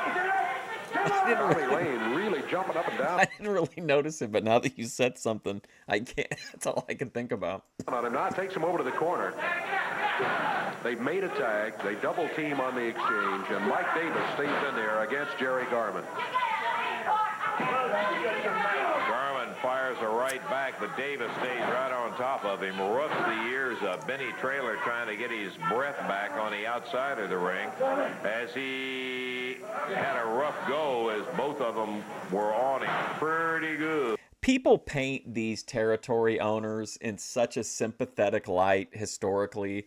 You know, Big Bad Vince came in and steamrolled everybody. And I love the territory stuff that I've seen, but like the idea that all of the... Dave said, uh-oh, backbreaker, they double team. This could be it right here, David. Yeah, Oh man, we had a quick reconnect today. What times do I like stream? boy, that's a 1, 2, 3. And that is exactly what it takes to win a match. How about our time, Dave? Time was 2 minutes, 39 seconds. It was rock and roll RPMs controlling the tempo of the match all the way. Jerry Garman and Benny Traylor giving it a good go, but they just didn't have enough to stay in there with rock and roll RPMs. The time on it again, 2 minutes, 39 seconds. I stream 8:15 a.m. Central to like anywhere from like 11 to 12, just depending. Normally though, like 11:30-ish, like Monday through Saturday ordinarily. Okay, here comes Jeff Jarrett, Billy Travis. Heading out here. They're the gentlemen who will be in there. Jeff, how you doing? My lord, he's got that Good to see shirt on you again. guys. I guess you just saw the conversation with the Rock and Roll RPM and their stipulations. They got to appoint one of the referees, and they want Downtown Bruno. That's right, Lance. I've been watching this wrestling program my whole life, and I've never seen as many lies told out Shut here up, Jeff. in one interview that I saw just a few seconds ago. They get out here, talk about rules and regulations and impartial referee and all, then they get in there with Garmin and Trailer and just break every rule in the book. Yeah. Let Dino Bravo talk, Jeff. I get so mad they never let him talk. That's exactly right, Lance. And I got something to say to you, Bruno. You get out, you come out here. All right, thanks, man. I appreciate it. Again, it's not all wrestling stuff, so there might be some stuff that's you're not into. That's okay. Reciting the rule book, saying you know the rules, saying you're going to count 1, 2, 3. Yeah. If I see any of that, Bruno, I'm going to knock your head clean back down to downtown Pittsburgh. You got to watch him, you know that. Oh, sorry to come back again, but Healthy Family Force, great stream yesterday too. When Rich went to pick up Joy from a client, I think. Great content inside the casino. Amazing, like Joy and Rich goofing off in the place. We got like Jedi Joy meeting the big Pikachu statue. They stole selfies in a photo booth, and then like Joy did an ASMR yap on the drive home. Great stuff. And Rich put me over big time again, and he said that it was an honor to be one of the featured things on my stream. And I'm just like, I mean, I appreciate it, but in my mind, like, I'm just a guy that comes on here while I wake and bake and watches shit. So like when people say stuff like that, it's always funny to me. The best are women getting arrested streams. You want me to do one of those next week? I have enough clips now. That, Billy. You know, Lance, every week for the past 3 weeks, we've been coming out here, and we don't have the belts. And Jeff doesn't like coming out here without the belts, and I don't like coming out here without the belt. It's more than just prestige. It's money. Well, I don't know what happened in this one, but whatever was going on, she was in and out of there. She put the Jedi grip on somebody and got that bag and got out of there in no time. Rich didn't even have time to do content in the casino, really. Out of our pockets. And let me tell you something, Rock and Roll RPMs. I don't care who's refereeing. The next time we meet, we're taking our belts back, brother. Believe me. Okay, well, good luck to you guys, and that's going to be a whale of a match when you get in there. Whale of a match. Of Downtown Bruno. Timeout. Be back in a moment.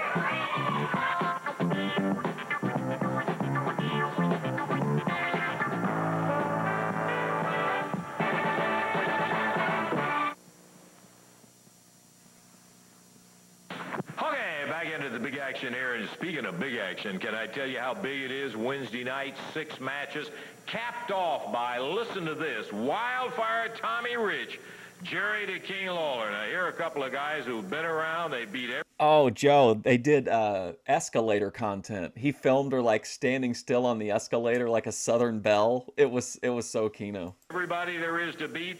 Been wrestling as partners and all, and they're going to be against each other Wednesday in Evansville. Jerry, kind of an unusual situation with you and Tommy Rich going against each other. Well, Lance, it's not really that unusual. If you think about it, when two people have a difference of opinion, the best way to settle it... His hair is the exact same color as the backdrop. It's really fucking with me.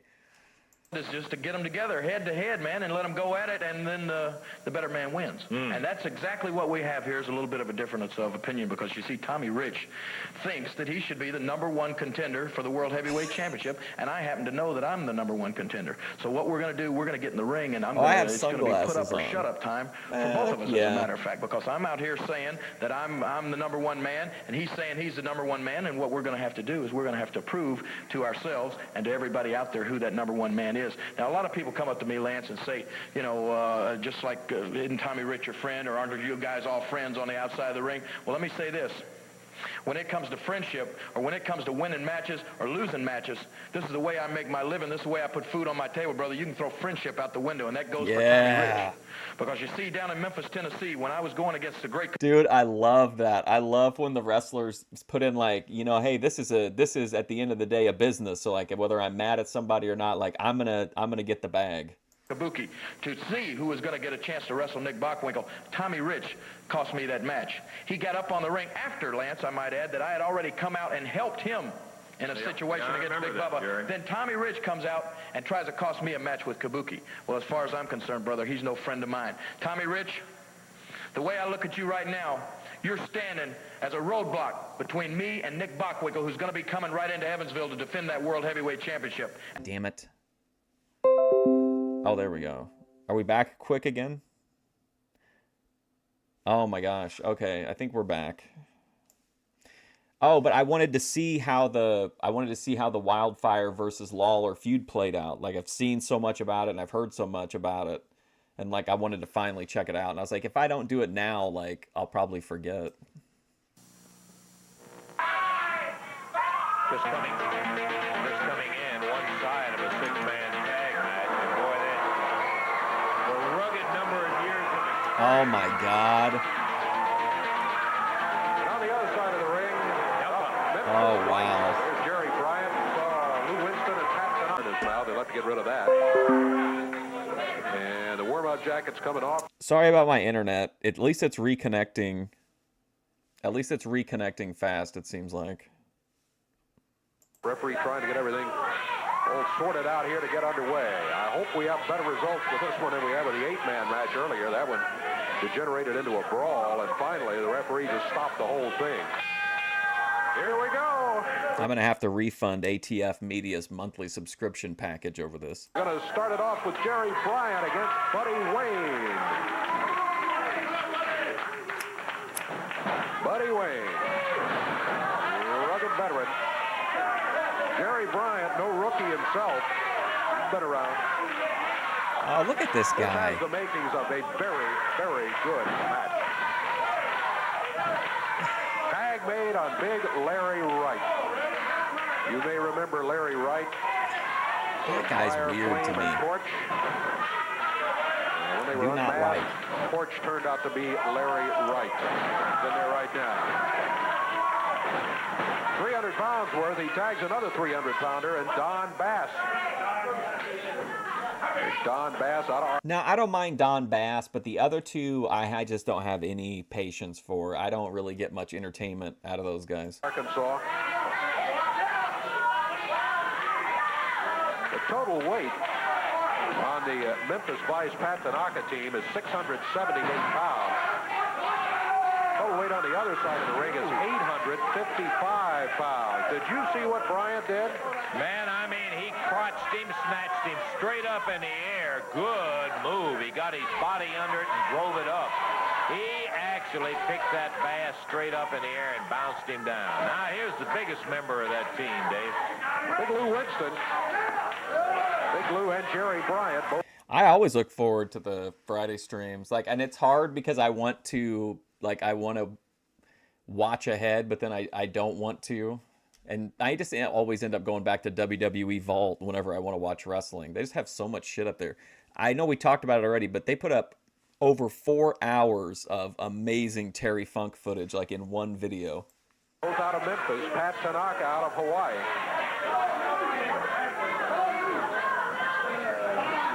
Lou Winston. We thought about some hair pulling there, but then thought better of it. Oops. Did he pull the hair? Well, I couldn't see from this angle over here. Tag made, but doesn't matter. All right, sorry. I don't know what's going on with my internet. Shoulders are down. The referee is obliged to start the count. Well, I do, but there's nothing I can do about it. Buddy Wayne had a handful. Yanked Lou Winston to the mat. Referee saw that head snap back. He's questioning Buddy Wayne, who of course denies he pulled hair.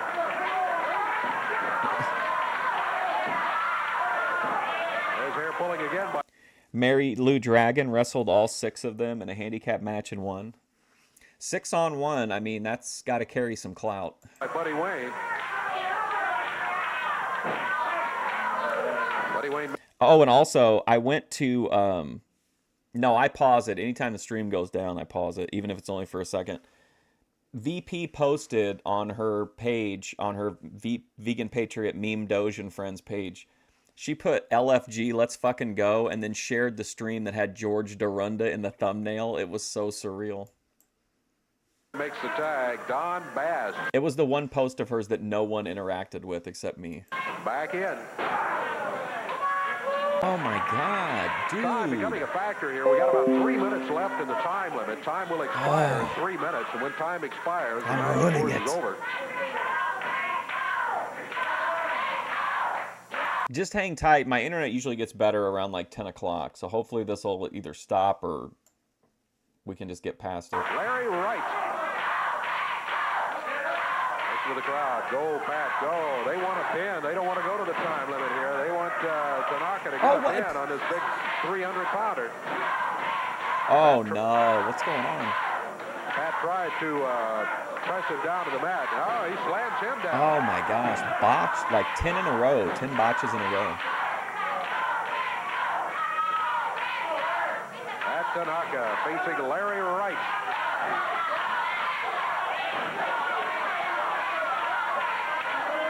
We got about 3 minutes left now. In the time limit. You recheck the clock, and that's what it shows. Buddy Wayne steps through the ropes after the tag. Larry Wright will be stepping out, and Buddy Wayne against Kind of Pat Wings of Tanaka, Redemption-esque Hawaiian. guy on the outside. It's Big Buddy Wayne. Tanaka over to the corner, gets the tag. Lou Winston coming in.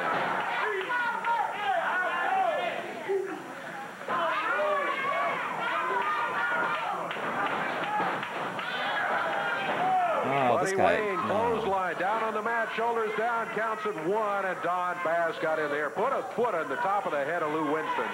That stopped the count at 1.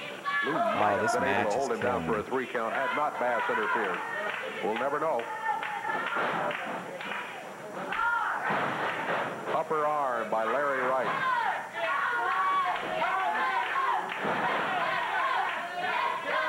Time really getting short here. As the battle continues, Larry Wright, Lou Winston. Don Bass, double forearm in the back of Lou Winston. Boy, he really hammered him. Lou battling back, though. He's over to the corner, tags his regular tag team partner, Jerry Bryant.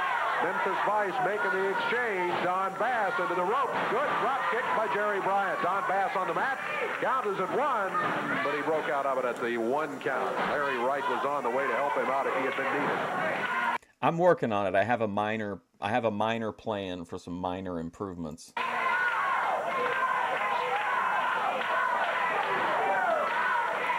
Maybe I can get an all-in-one from like 2015 instead of 2012. You know, Dave, observation. Looking at Larry Wright at times in there with the bald head and all. He looks the something bald like head? Jonathan Boyd. Boyd. I was thinking that same He thing. really Yeah, will. right. You confuse you. Yeah, he's bigger than Boyd, but yeah, he looks a bit like him. There's a body slam. Jerry Bryant on the mat. Larry Wright drops down with a lower leg. Upper arm. Larry Wright.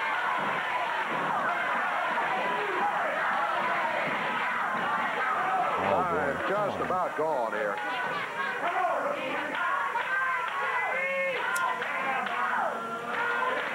Don Bass in. Right fist to the midsection. Oh, a knee lift, and he really popped him with it.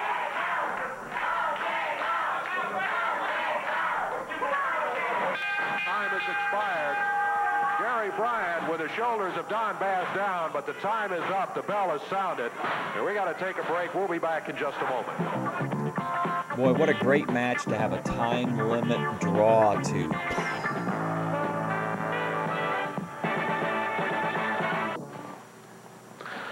Well, I tell you what, maybe good thing the time ran out on that. Although Jerry Bryant is going to be unhappy because it looked like maybe he had a pin there right at the end, but that's true. Never know. Yeah. Well, you know, it's a lot of times. I know that I've made the comment. They're going in there. Oh, the referee's not looking. The referee's not looking. The referee kind of gets over there 1-2, and the guy kicks out of the thing. You say, boy, if the referee had been there, he'd have counted him out. That is not necessarily true. Your tendency is to say that, but it's not necessarily true because the guy is waiting. He's in no danger till the referee take the rest and that kind of thing. And that could be the situation with Jerry in there today that they didn't.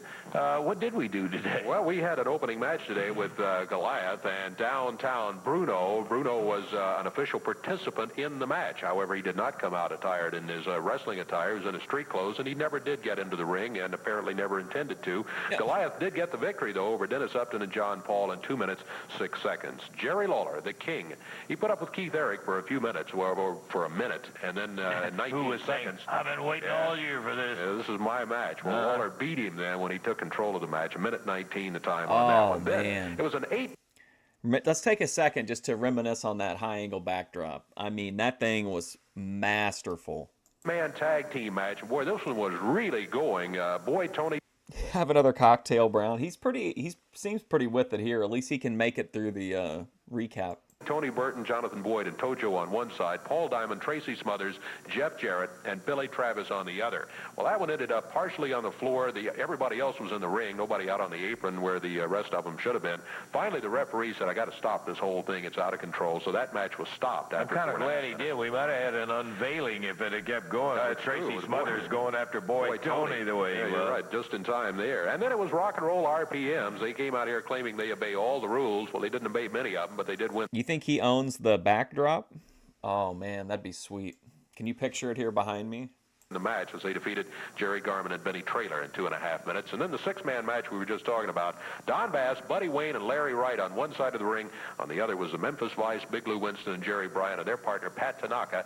That one went to a draw as the time expired after 6 minutes, 47 seconds. One thing I think you got to say today, we had some kind of action. Boy, we really did. Had some excellent matches on the front end. We knew with that 6-man, the 8-man, we had the makings of. But there were some other matches in there that gave us plenty of it. And by golly, it was an interesting day of action. We hope maybe you'll be with us next week. For Dave Brown, Lance Russell saying bye-bye, everybody. Bye-bye, everybody. Randy Hales, the EFD of the 80s.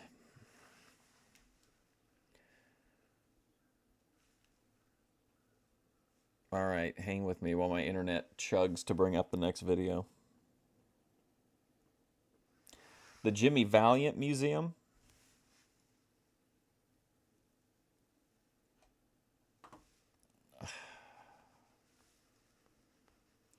Is that like the same place where, does he still have his school and everything? I remember the inside of his school looked kind of cool. I think it was in a movie or two.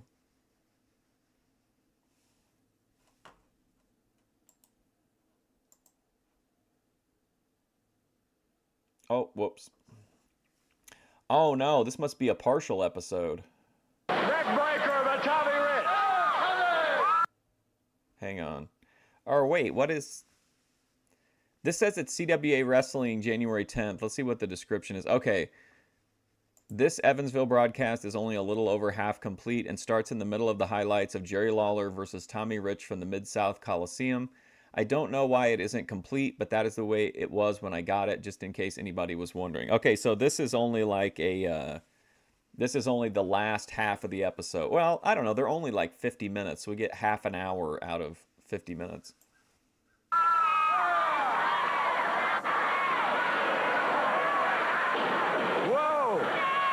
Rich drops again. Lino Lawler. At the 9-minute mark. Whoa. Now here we go out of the ring. As I said last time, it took place not only at at the ringside, but way back in the back.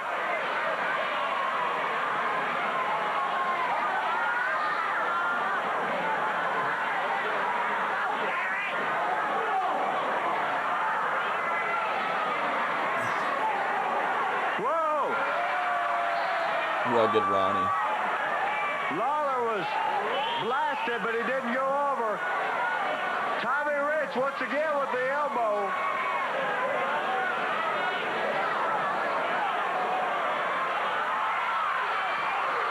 Jerry Lawler is not finished yet. Firing back. High, long shot. Sends him into the ring post.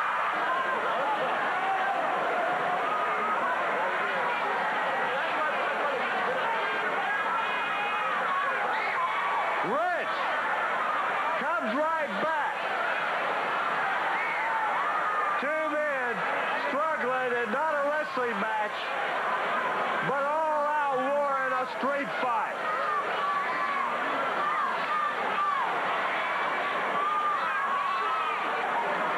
Pont Flair is loving this. Big elbow by Uh-oh. Lawler signifies to Memphis and his fans that he's ready to try to put Tommy Rich away.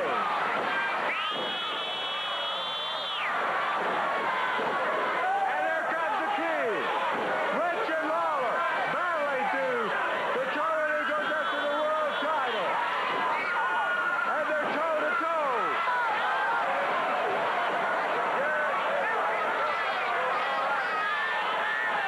As referee Jerry Calhoun checking Tommy Rich as he's cut open. Man, look at them punches. I think.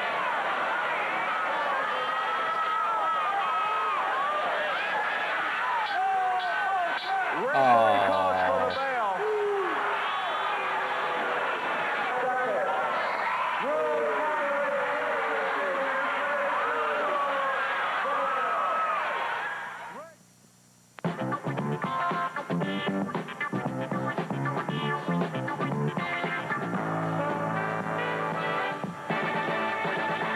Before, by golly, I'll tell you, Wednesday night, one of the bigger nights of championship wrestling at the Evansville Coliseum. Brother, this is a dandy.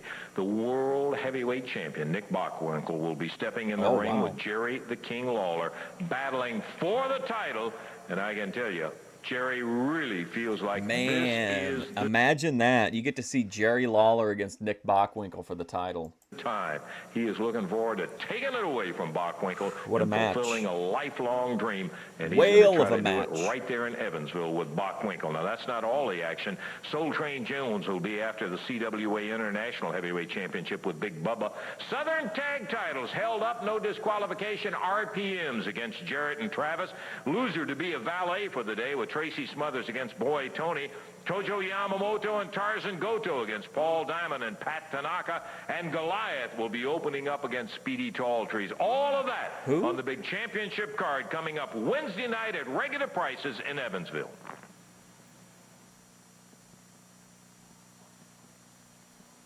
Man. Okay, we're going to be Evansville getting the world title match, and there's no ticket price increase. ready to go in the ring here in just a moment with a rock and roll RPM. The RPM coming out right now. Tommy Lane, Mike Davis, the most go. recent Oh, look holders at these of outfits. the AWA Southern Tag titles. Not currently the holders of the titles due to the situation that developed about the titles being held up. What more can I Lance, there's say? one thing I want to ask you and everybody around here. Every time we get those two geeks beat and down, Speedy somebody's got to come Talltrees. out and do something about it. I don't There know. was pin, 1, 2, 3. Hey, now, wait a minute, Tommy. Don't forget there was another pin. It was a double pin situation. Yes. That's the reason why the Oh, belts that were would be held so up. It much was a fun. The reason why the belts are held up, Lance Russell, is because Grandpa Eddie Marlin wants to walk out and save his little grandson, Jeff Jarrett, and this goof Frank Morrell wants to save his best friend Billy Travis. It's happened time and time again, and we're sick and tired of it. We're sick and tired of it, boys, and it's not going to happen anymore. The belts are held up, it's true, but now we're going to have you Man. Dude, the original rock and roll tag team, the Rock and Roll RPMs, have massive heat. Are you hearing these fans? Whew. Everything goes, Lance Russell. They can't stop it for blood. They can't stop it when we beat them half to death. Son of a gun. They can't stop it if we throw them off the roof. It's coming down, Judge Travis. Rock and roll is here to stay. And the Southern titles are coming back where they belong. Well, that's what Mike Davis.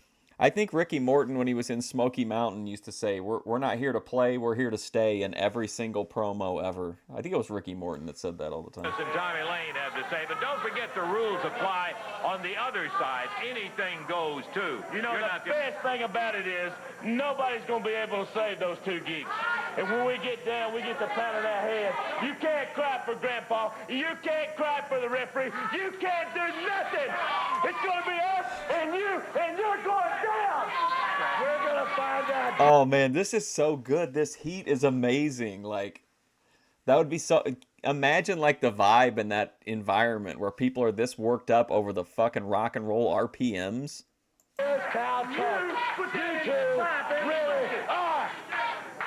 Tom Ernesto's kid was Speedy Talltrees. What a name. The ring in there. Everybody stand. I'm sick and tired of hearing this stuff about him being protected and all of that. Jean you guys, Paul. well, forget it. It'll be settled in the ring, Dave. We're ready for the next match. Rock and Roll RPM's in the ring right now, and facing them, the team of Robert Bryant and John Paul. Robert Bryant out of Bartlett, Tennessee, and John Paul out of Minneapolis, Minnesota. They come in at a total weight of 463. And believe it or not, they actually have a slight weight advantage on the Rock and Roll RPMs. The RPMs out of Atlanta, Georgia. Referee Jerry Calhoun has called for the bell. Tommy Lane starting against John Paul. Jean Paul. John Paul with a reversal. Tommy Lane reverses it right back. There they go, back and forth. Over to the rope.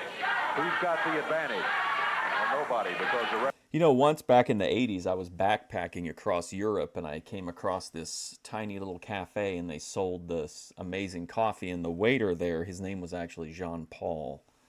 Not to be confused with Jean-Luc.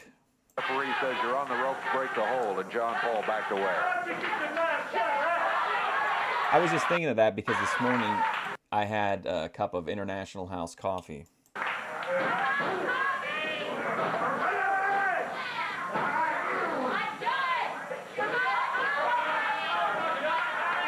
John Paul able to maintain the headlock on Tommy Lane of the Rock and Roll RPM.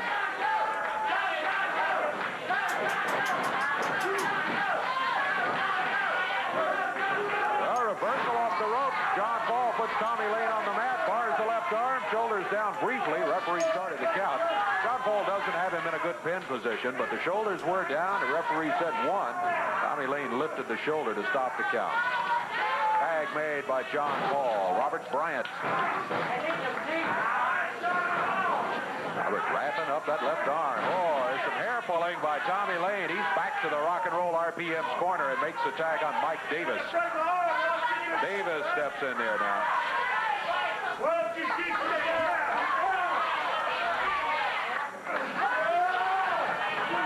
Yeah, look at Bryant. Got that left arm hammered up behind. Mike Davis is back. Davis had to get with more a leg read. drop. Gets him out of there. Goes for the headlock. Sorry, go ahead. There was an example right there, Dave, that I think you see with a lot of young wrestlers. He had a good hammerlock on Mike Davis. This weed has terrible AI art on it. Of like a giant evil cheese block. Stank on you. But he didn't know where to go with it. I mean, What's a up, lot of Wheeler times Visuals? That indecision, which exists in a young wrestler, What's up, 989 they'll make Studios? a really good move, but you don't win it with one move. It takes more than one move in order to come up with a winner, and that was the case with Robert. Not to knock him, but I mean, that's just the case with young people. Very good point. Here's John Paul. I'm so used to listening to Jim Cornette, and that's the only time I really hear the word Wheeler, but as soon as I saw Wheeler, I would think of him talking about Wheeler Yuta by calling him Wheeler Useless. Paul in here now against Tommy Lane. He goes for the headlock again. He had success with it early in the match. This time, Tommy Lane backs him to the ropes, fires him into the ropes across the way, and there was a boot of Mike Davis. He kicked him right in the back. Yeah, he sure did. Referee suspects something, but didn't see what happened. Funk versus Flair, Great American Bash. I watched one of their matches recently on that Terry Funk mixtape, but I don't know which one. Tommy Lane, meanwhile, going to work with the right fist. Rock and roll RPM to make the tag. They're double teaming John Paul now. Mike Davis with a snap suplex. He stands up and yells at John Paul, get up.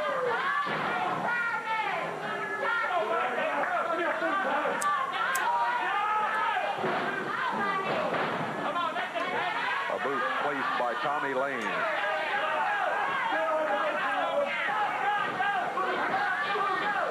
Upper arm by Lane. They've really been working over John Paul here the last few seconds. 3 minutes, 15 seconds gone in this one. Boy, he's got him chin locked, bend and back. Give up. John Paul got back up on his feet. He had bridged his way up. Mike Davis came in and drove him right back to the mat. John Paul trying with the right fist. There's a jab. Point of the fingers to the throat by Tommy Lane.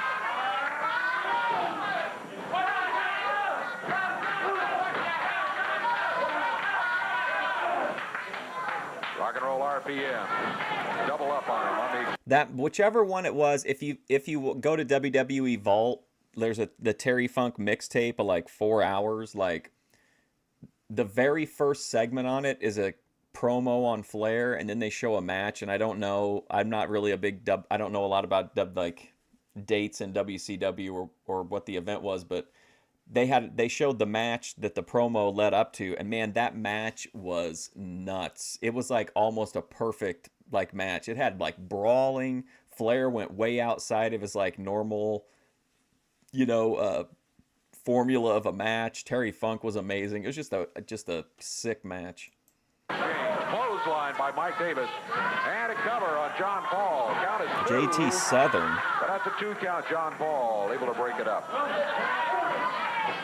Now Tommy Lane back in. Rock and roll RPMs have really tagged in and out of that ring. We've said that 1,000 times over the years, but that's a mark of a good tag team that can keep that fresh man in there all the time. And knowing when to do that is exactly what you're saying. And that's another mark of young wrestlers, is that they have a tendency to stay in there too long just to get even with a guy that's got them. And boy, that is nothing but sure slow death. That's what I watched. I watched the I Quit match, Pomp Flair. I remember now. I forgot, but like there was a great spot where Funk had him in the corner and was just like beating the brakes off of him, and he was just fucking mashing the microphone into his fucking face.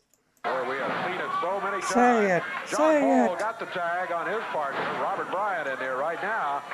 Coming back with a couple of slams on Tommy Lane, but then he made another mistake. He came in a little too quickly, and Tommy Lane nailed him.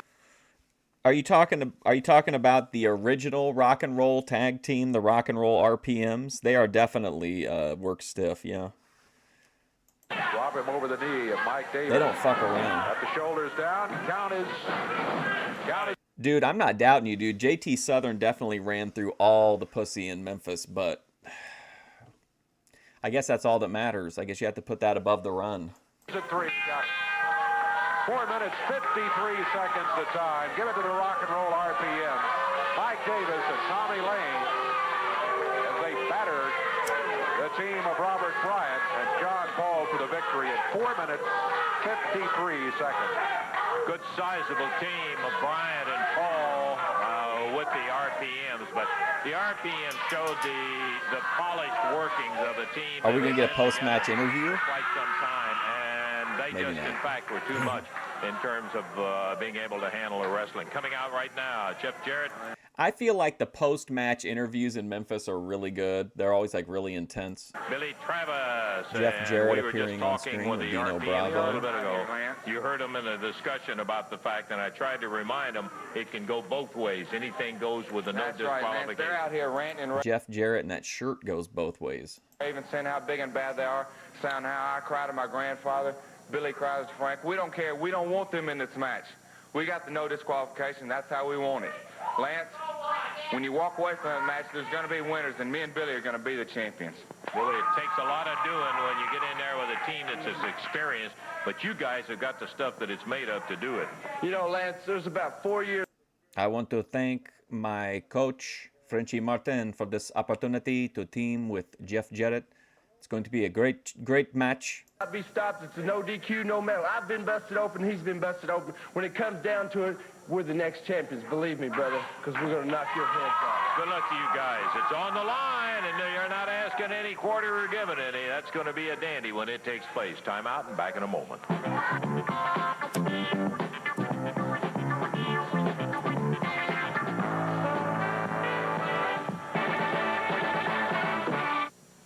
You felt diarrhea coming.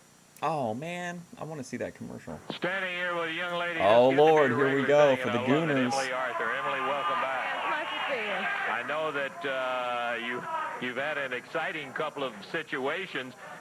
She's starting to get it, right?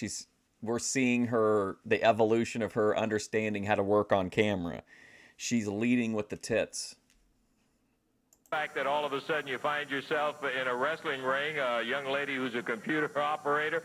Not only that, you end up in a single match with Bruno, and I got to tell you this, while it was not the most polished Olympic wrestling I ever saw, boy, you were Oh, thank you, He-Man. I appreciate it. not afraid of him. You got in there right with him, Emily. Not afraid of Bruno. What's up, Faz? Absolutely not. I don't know where he gets off saying that I work at 7-Eleven from 12 to 6, something like that. I've never worked at 7-Eleven, for all of you that want to know. I am a computer operator. My money's okay. $500 sounds better. A computer operator? We'll go for it. Hey, $500 is good money to anybody, particularly coming right after Christmas time. Absolutely. I don't know if anyone in this audience or the viewing crowd that wouldn't be able to use $500. Listen, though, this is a little bit different than your other appearances, and I applaud you for the audacity to get in there with Bruno the way you have. But in this situation, it requires a pin. Now, what Bruno said, I'll reach him a back pocket, I'll lay $500 out to that broad if she can pin my shoulders within 5 minutes. So that's a little bit different than just kind of beating up on him. Well, this is true. And I can get him in the ring by himself without the other two goons. I have no problem. Goons. Also, Jerry Bryant, Lou Winston, they've showed me a few wrestling moves that I think that I can implement, Think you'll be able to get those shoulders down, get the one down? Absolutely. I mean, $500. Listen, folks, this is Lance Russell. If we can get 100 likes on this video, she will unbutton the top button and take a sock off. It's going to come in handy right now. Well, I can say one thing. You certainly have had the right attitude about it, and Emily, good luck. I hope you get to... Remember last week when she insulted the penis size of downtown Bruno live on Memphis TV? Shoulders down. I'd love to see him $500 lighter. Emily Arthur, a young lady who is absolutely astounded, I think, Bruno. And I think this is only maybe her third episode. They picked her out of the crowd. Downtown Bruno offered to fight anyone in the crowd, and she came out of the crowd, and then she had a match with him where apparently she grabbed him by the dick, and then she told Lance Russell it was a poor excuse for a dick, basically. And then I think these are only she's only been around for a very short time. But I don't know if she was worked in a different territory or something. Oh, thanks, Wheeler Visuals. not only has she had the audacity to get in the ring with him, but she has done very, very well. We're ready for big action. And speaking of big, you'll never see a bigger tag team than this. Talking about Goliath and Big Bubba. They weigh in at a total weight of Oh, shit, here we go. Big Bubba. Across the way from them, Mike Murphy and Jim Jamison. Mike and Jim both out of Memphis, Tennessee at a total of 435. Big Bubba out of... I'm still I can't believe how good Big Bubba is here, like compared to how the big companies use him. It's crazy. Miami, Goliath, out of downtown Pittsburgh, as is his manager, downtown Bruno. Yeah, downtown Bruno, a few things to say. Look at these pathetic excuses for professional wrestlers in there. These guys are delusions of adequacy, thinking they can stand up to the Look downtown at that connection. backdrop. Look at that backdrop behind Lance Russell. Ugh. Thinking they can stand up to Big Bubba and the Mighty Goliath. Look at that. Just choked him up there and Rose probably busted his neck. He's probably dead in there. His face is so red, it's like a fire engine, baby. Sucking air like a vacuum cleaner. Goliath taking care of business here, baby. Look at him. He don't even care if he makes a tag to his pathetic excuse for a partner. The guy don't even have enough sense to make it. Goliath had to make... Now, I think if on my Mount Rushmore, I'm the kind of person who might pick someone based off of one line. Do you guys remember a manager in like the mid-2000s? He might still be a manager, I don't know, but his name was Julius Smokes, and he managed like Homicide and Dan Moff.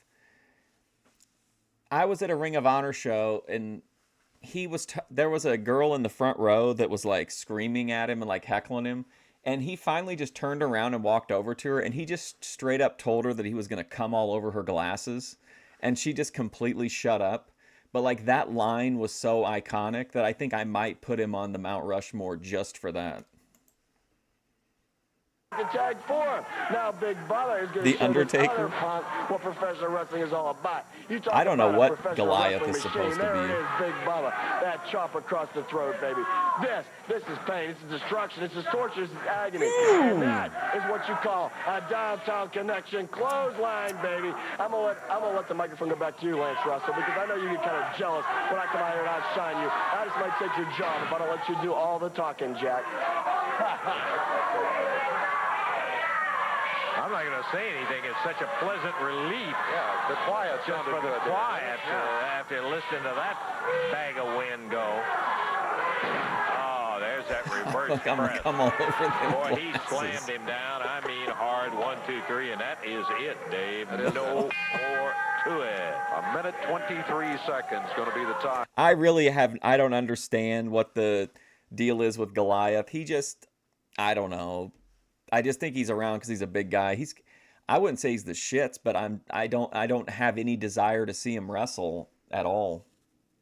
I remember Truth Martini, yeah. Time on it. The over, what about that? The Overtaker. Big Bubba combined for the victory. Actually, it was all Big Bubba. Yeah, no surprise whatsoever, except that I'm still amazed at the moves that both of these big guys can make. They're not just big. They can both move. He was a little bit after when I stopped going to Ring of Honor, but I remember him. I saw him on shows in other companies before and after that. There, and they come up with a very easy victory over Murphy and Jameson. Yeah, Goliath really sucks. The Fred Ottman squash matches in Memphis have been really, really good, but I just think Goliath is just like he's just a void. You've got more of that 6-man match will be coming up in just a moment. I like that big clothesline, though. Oh, and they're showing this crap? Go fuck yourself, whoever chose this. Get the fuck out of here. Goliath is basically Uncle Smelmer. Like, you don't want to even fucking see the guy unless he's just doing a leg drop. And even then, like, his leg drop isn't even that good. Very upsetting that they didn't show the clothesline. Well, we've given you the big news. I hope you're able to make it. Wednesday night is I've heard the Challenger story. That cracks me up. where it's at. We're talking about the Coliseum, Evansville, and we're looking forward to seeing the AWA World Heavyweight Champion. There is no two ways about it. Bockwinkel is a proven champion. Four times he's held that title. Jerry the King Lawler has had shots at him before. He's been close, but no cigar, as they say. Maybe Wednesday night is the golden night in which the King will become the new AWA World. Yeah, and old Goliath is coasting off of Big Bubba. He's getting the money, he's getting the bag, he's getting the box, all because of Fred Ottman. World Heavyweight Champion. This is just one of a card made up of 6 outstanding bouts. Goliath went up to Fred Ottman and he was like, listen, Fred, I'm struggling out here in these streets. Now, I don't need your level of bag and box, but I need to wet my beak. And Tugboat was like, I got you, homie. And he slid down, you know, trickle down Ratonomics. And the thing that I love to be able to tell you, regular prices for the matches coming up Wednesday night when it's headlined by a World Heavyweight Championship bout. Here right now are some words from the champion. Jerry Lawler, having been Oh heavyweight man, look champion at of the world this. 4 times. Nick Bockwinkel, class personified. Look at this dude. What a unique figure in this time period, in my opinion. Like a generation earlier, you would have found a ton of guys that were kind of like this. But he was such a unique, like, aura, I think, in this time of being this, like, old school in every way, but, like, still could compete, like, with all of the contemporaries. I can understand the fervor in which you feel of becoming the heavyweight champion of the world for the first time.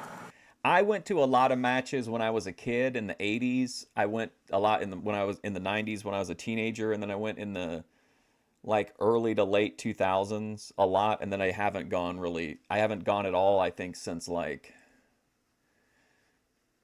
oh man, I don't even remember what the last show I went to was. It's been a long time though, but I used to go all the time, yeah. Now, I don't know who and what you've got on the championship committee that you deserve another opportunity. This is a battle we've gone through before. You have to think about yourself, number one. Probably now that's definitely true because you're just part of a like machine. But in the territory days, I don't think that's true because you had to kind of also go on your reputation. So like I think if you were like really being Machiavellian, it would catch up with you unless you were really good to the point or a big enough draw that would balance it out. You know what I mean? I think you didn't have to be like a team player back then, but I think you had to kind of, you couldn't burn bridges with a lot of people unless you were really, really big money. But I will say this, and what I don't like is statistics are on your side. Because each and every time that we've gone in the past that I've been able to hang on to this, the thread has been getting thinner. Now I understand you are almost perverse in your desire to become the champion, that you've even stabbed 2 of your friends in the back. Now, Austin Idol and Tommy Rich, to me, are championship contenders, but you have somehow gotten past them. Well, I'll tell you what, I don't like it, but I will still step into the ring, and with the fervor you bring wanting the championship for the 4th time, or for the first time, I, having it for the 4th time, will dig, claw, scratch, and do whatever I must to keep it for the 4th time and keep it out of your hands. Ah, nobody said it was going to be easy. You show up Wednesday night. Support the king. We'll see you. Oh, man. Look at Bruno. We got a big 6-man match, so I don't want to take too long right here. But I know you got a match coming up with Tracy. Bruno looks like he always just got done masturbating in a theater anytime he comes on screen. Mothers, and there's a stipulation here that says that the loser is going to serve as a valet for the winner for 1 day. Is that right? What is this? What is it? Just listen. He has to do anything I want him to do. Whoa, you haven't won the match. The loser has to do for the other one. We will be the winner. Oh. Well, who had to wear the panties last week? Are we ever going to find that out? Right, tell him, Bruno. Just look at this list, Lance. So he's going to have to wash all our dishes in the apartment. He's going to have to do all the laundry. I feel like Bockwinkel is, especially by maybe younger fans, really underrated because people think, oh, well, he's old school. His wrestling style was low speed, kind of low impact. But that style, if he's wrestling someone like him, I agree, might not be a really entertaining match for some people. But when you match that up against all those different, like, more modern styles at the time, I just think every match with Bockwinkel was kind of unique because he could go along with whatever the other person was doing most of the time. We even going to dress him up real nice, right? Oh, he's going to have. There's really not. There's a couple like really small wrestling companies, but nothing that I've seen that would make me want to go out. Like, I'm not going to drive like 45 minutes each way for something that's like not even remotely fun, or that's like, I don't know. Plus, if it's like, I don't know. I want to become like a regular fan for a company, but either like they don't run all the time, or they're too far away, or like it just doesn't even look like fun in a bad way. Have to come out there and be in our corner, be our valet. That's right, Bob. He's going to have to dress like a woman if we tell him to. He's going to have to go to 420 Boulevard and play the sidewalks if we tell him to. This will be that way sometime. Well, remember Yes, just Tom what I Flair. said. You haven't won the match yet. There's two sides to it. Let's go to the ring. And no Mattel figure. We do not have a Mattel Nick Bockwinkel. Like, what the fuck? We got a dandy with a six-man tag coming up here, Dave. Stepping into the ring right now, Jeff Jarrett Uh-oh, with Pat Jeff Tanaka Jarrett. and Billy Travis. All three of them standing there waiting for the team of Tarzan Goto, Tojo Yamamoto, and Tony Burton, the ex-ninja. I think I think we've discussed it a few times. I think it's probably like a combination. Let's see. When was the first WrestleMania? Was 85. So WrestleMania 3 was in 87. That would have been this year. So Adrian Adonis would have been in the Flower Shop character by this point in WWF, right? I feel like it's a combination of Adrian Adonis and Adrian Street. Here they come, led by Goto as he steps into the ring.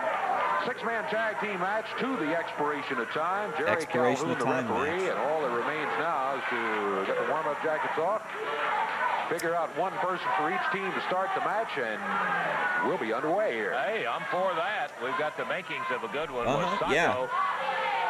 Tony Burton, Yamamoto, set on this side of the ring. Jeff Jarrett starts it out against Tarzan Goto. I say Sato, I mean Goto. Up using the rope. Goto grabbed Jeff, threw him down to the mat. Jeff back on his feet quickly. This time Goto steps over. Jeff sets, tries to get him off his feet. This time he does it. And Goto is saying, whoa, wait a minute. I didn't think he could do that to me. You mentioned it much earlier in the program today, Dave, making comment, I believe, about Ed Maddox in our first match, about natural athletic ability, and that's what you saw right there. You don't teach somebody those kind of moves. Jeff moved, and Tarzan Goto just nailed Tojo right in the mouth. Well, if you're not familiar with the Boy Tony arc, he was a jobber named Tony Falk, and I don't know what it was, without ever winning a match, Tony Falk became like one of the top heels in Memphis in 1986 for a stretch. But he never won a match, but somehow ended up in main event after main event, and I actually started to like Tony as like one of my favorite characters on the show.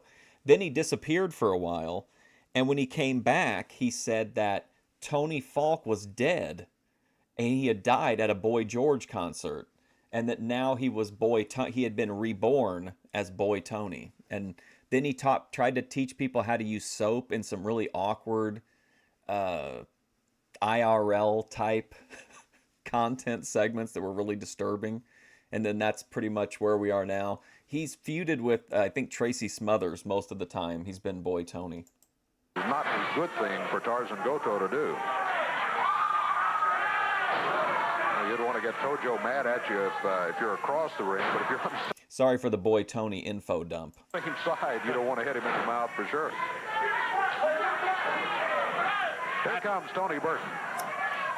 Tanaka. Like this young man from Hawaii, he is a gamer, brother. He will stay right in there with you till the end. He's a Burton gamer. is much bigger.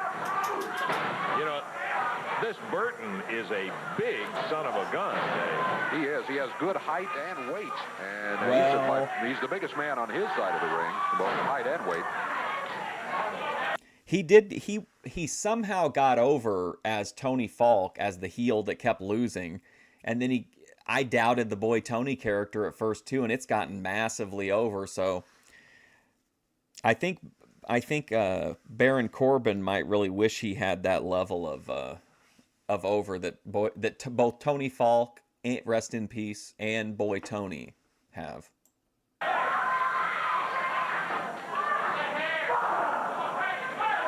Do you remember the kind of weight that they list him at? I believe he comes in, I think it's a 243. Hey, he passed 243. Oh, 15 pounds whoa, ago. whoa, whoa, whoa, whoa, whoa, whoa, whoa, whoa. So the good guy just punched the guy, just straight up punched him in the nuts? I tell you, he is. I can't get over it. Just today, looking Come on, very bro. large. Tell you what, I'll find out what he's listed at as we watch him here against Billy Travis, and not doing too well as Travis has the shoulders down, a count of 2. Get Those Goto are three in. scrappers you're looking at, and Tanaka, Travis, Jeff and Jarrett. Jarrett. You talking about being able to go? These son of a guns can go. Jeff Jarrett with Tony Burton, arm bar tag, Pat Tanaka. Tanaka responding to the whip, big chop, and puts him down. I agree with you, he's bigger, but he is listed officially at 243. Is that right? Yeah. Probably needs to be revised, don't you think? Need another weigh-in for him with Tojo's in someone there. beside him giving us the results, perhaps. Yeah, I think it must be 253 at least. Travis with that arm cranks it up, but he gets the tag. Is he not there? Oh, this is only a 6-man. Oh, okay. So he's been gone now for 2 shows then. But Goto was gone last week, but he's back now. On Goto. Tarzan Goto would be in my top 5, like, people that carried Memphis in 20, or not in 20, but in 1986. I feel like his in-ring work was just awesome, like, the entire time he was there. We're running out of time, and we're going to have to do a little ding-a-ling and coming up right now. Wow. As Goto is whipped across the ring. A little ding-a-ling? Are they bringing up Bruno again? Okay, we're going to have to take time out and say that the time is up, as we'll take a break and be back in a moment.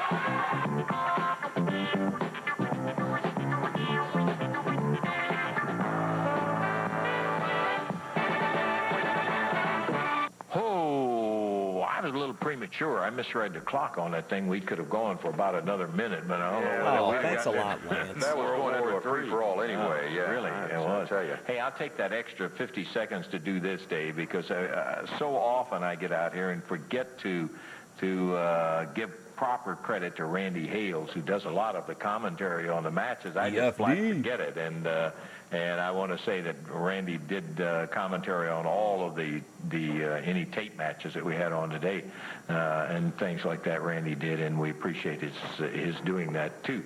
Well, we had a goodie today. Boy, Tony started it out for us. Yeah, he did. He came out here against Ed Maddox. Ed, fine young wrestler, but Ed doesn't Maddox. have a lot of experience. And in this case, boy, Tony used his experience and also, I think, a little bit the presence of downtown Bruno in his corner, but primarily just his experience and size as he defeated Ed Maddox. Time on it was a little over 4 minutes. Interesting again that boy Tony came to the ring tossing soap out to the crowd so that everyone they were throwing it Singing it right back. That's right.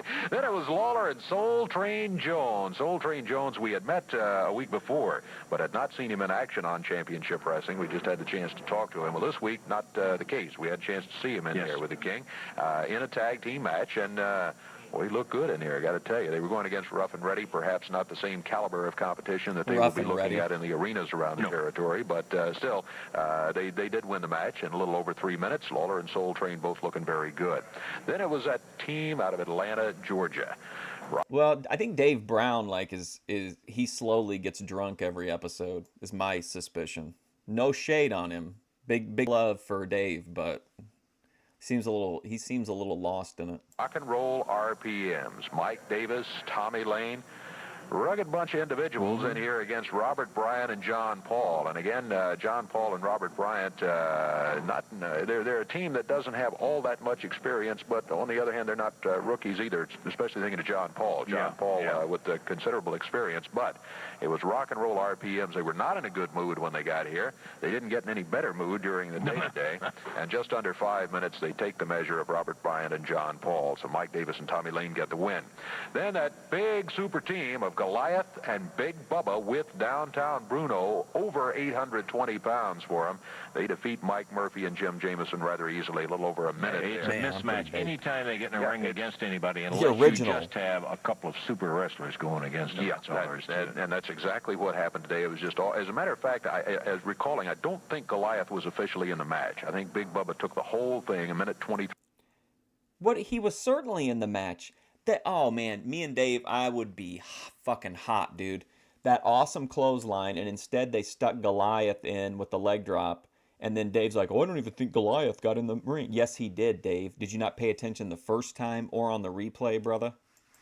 3 seconds and got the victory for his team. Then it was Jeff Infuriating. Jarrett, Pat Tanaka, Billy Travis. We had looked forward to it, going against Tarzan Goto, Tojo Yamamoto, and Tony Burton.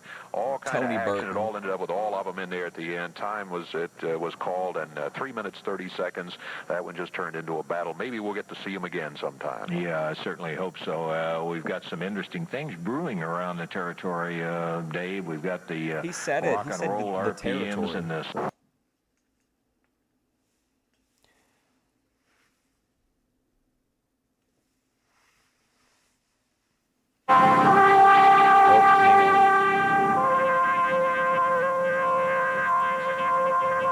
All right, this could be an expiration of time stream, but I'm gonna try to fit in this. I'm gonna try to fit in one more episode.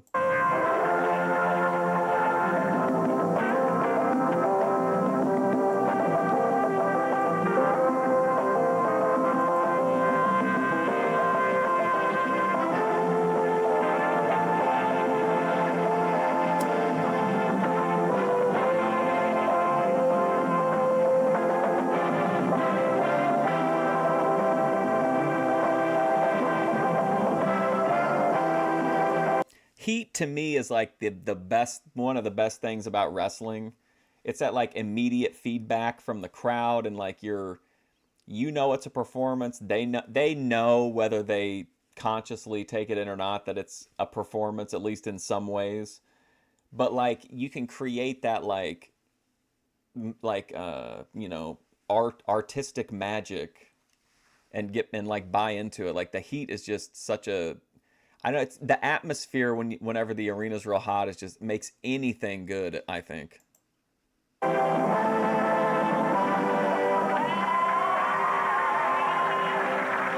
Yowza, we're ready to go with another big one. Hello again, everybody. Lance Russell, my partner Dave Brown, is suffering from a little voice difficulty, and we're looking forward to him coming back here next week with us. We have got a dynamite show lined up. We'll be meeting the new international heavyweight champion before the day is over with. We'll have an update on that Jerry the King Lawler, Tommy Rich, Austin Idol situation that's been brewing for the last couple of weeks. In addition to that, Jonathan Boyd has promised us a surprise today.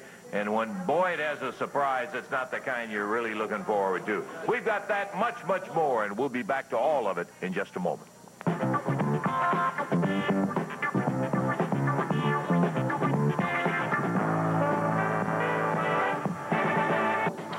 Unusual situation, ladies and gentlemen. We're interrupting our regular championship wrestling program because of an incident that was of such magnitude that I know that as wrestling fans you'll want to know about it.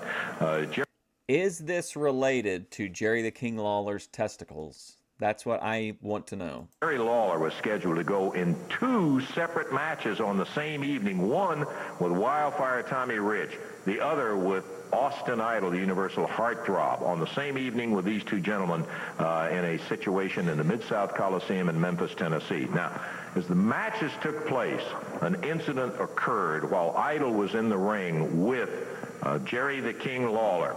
Let's go now to some videotape and take a look at the incident that took place. Here it is. Oh, no. In the corner again, Rich goes after Lawler. This is some for real. Like, I'm not just saying this, and I'm experiencing it pretty much like more complete than for the first time. Like, I've seen bits and pieces, but I haven't seen this entire angle. But this is like real wrestling history shit. Like, this is one of the biggest angles in Memphis history. Referee Jerry Calhoun shoved down hard by Tommy. Fire to the nuts. Throws the ball of fire at Rich. 10 minutes, 54 seconds. Disqualification on Lawler. The Rich is going to be the winner by disqualification. Burned by Lawler. Uh-oh, Austin Idol. Oh, look at that get up. Line, but there's supposed to be a rest period.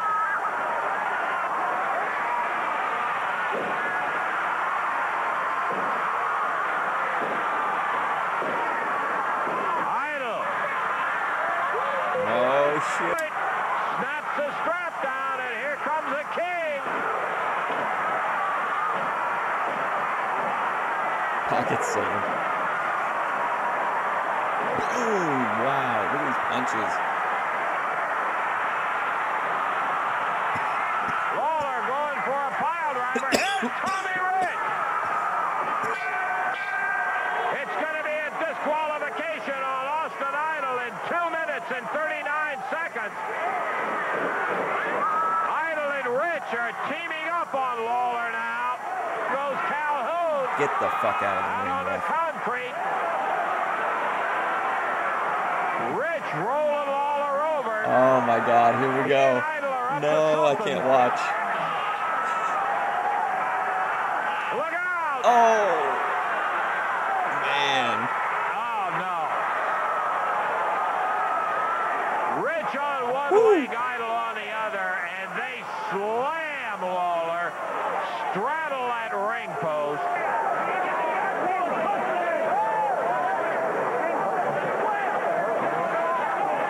Oh my God.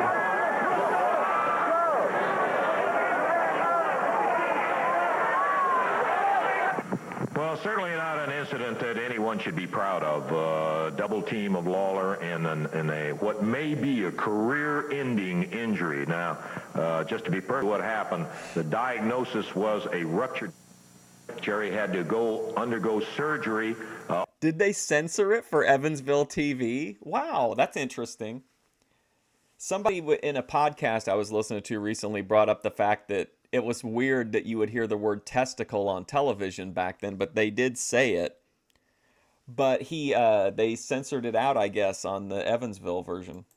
On Tuesday morning, the outcome and what it's going to affect on his career, we don't know at this time. We'll have to hear from the doctors later. Pour one out for Jerry. Randy Hales at the Mid-South Coliseum, following that incident, tried to get an interview with Austin Idol and Tommy Rich. Let's take a listen to what happened. Hey, I wanted to get the cameras back here in the dressing room of the Mid-South Coliseum to talk to Idol and Rich about that disgusting thing they did to Jerry Lawler. Hey, we want to talk to you guys about what happened, Tommy Rich and Austin Idol. What happened? Tell you something. Get out of here. We ain't got nothing. You come in this room right here. Get out. Randy There he Hales. is. What a Jerry great Lawler interview. is out of wrestling action now. And for how long? Well, the doctors will have to tell us after the operation. I can tell you this, that the commission reviewed the incident that took place. Austin Idol and Tommy Rich, each one has been fined $2,500. That was a great Randy Hales segment. That was really good. He was like, I don't know if he did it intentionally, but it read for me as a viewer like he was trying to stay professional, but he was like barely holding back like his personal feelings over this despicable act that had just been committed on the king. As a result of it, and there may be other actions, disciplinary, that will take place following that. But that's the situation as of this moment. Before we get back into our regular program, I want to cover another incident involving the fabulous ones and the sheep herders. Now, I think most of you know from the past that Stan Lane and Steve Kern, the fabulous ones, have had a running feud with all sorts of sheep herders. Jonathan Boyd and Luke Williams, Jonathan Boyd and Rip Morgan, and so forth. The sheep herders made up of Luke Williams and Butch Miller had an incident that took place with Stan and Steve Bushwhackers in Florida that I think you should see. Let's take a look at that action right now. Want to pick up the action, Tampa, Florida, the water track you've seen with the sheep herders and the fabulous one. Here's Butch Miller with a pair of handcuffs, and he nails Steve Kern from behind. You see with those handcuffs, he nailed Kern a second second time. Now he's going over to the rope and trying to handcuff Cook. As here comes Stan coming back into the ring. Butch Miller had a chair, but look at Lane. Lane nails him with a chair, has it again, and he puts Butch Miller down hard with a chain. Stan Lane of the Fabulous Ones coming to the aid of his partner. He nails him again, but here comes Luke. Keep watching this. Stan Lane down after getting hit with the flagpole. Sheep herders continue to prove they'll try to hurt anybody. I remember reading about these matches in the aftermaths, but I didn't have any access at the time as a kid to see them or anything. But it's so surreal to, like, my brain is flashing back to, like, articles about, you know, how Bill Apter was shocked and dismayed by the level of violence shown by the Sheep Herders against the Fabulous Ones. Remember, Lane was nailed with that flagpole. Steve Kern handcuffed. And now be sure to watch this. This was the injury to continue the punishment. Well, there it is. Stan Lane was out of action for some period of time as a result of that incident himself. There was a phone interview in which Stan and Steve were able to shed a little light on the future between the Fabulous Ones and the Sheep Herders. Here it is.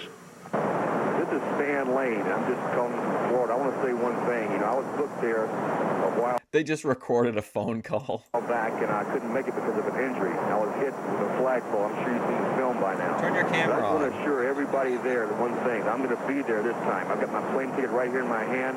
Let me tell you something, Sheep Herders. You've been real bad with that flagpole of yours. It's been going on a long time. It's in all the books and all the magazines, and the people there know what it's all about. But Steve and I are going to be there this time, and we're coming in for blood, so you get ready. Two very direct gentlemen, Stan Lane, Steve Kern, the Fabulous Ones, and believe me, you have not heard all of the story between the Fabs and the Sheep Herders yet. We're going to be back to talk specifically about that pairing in just a moment, right after we take a little bit of action from the past between the Sheep Herders and the Fabs.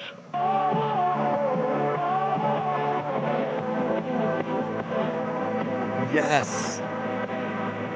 Let's fucking go.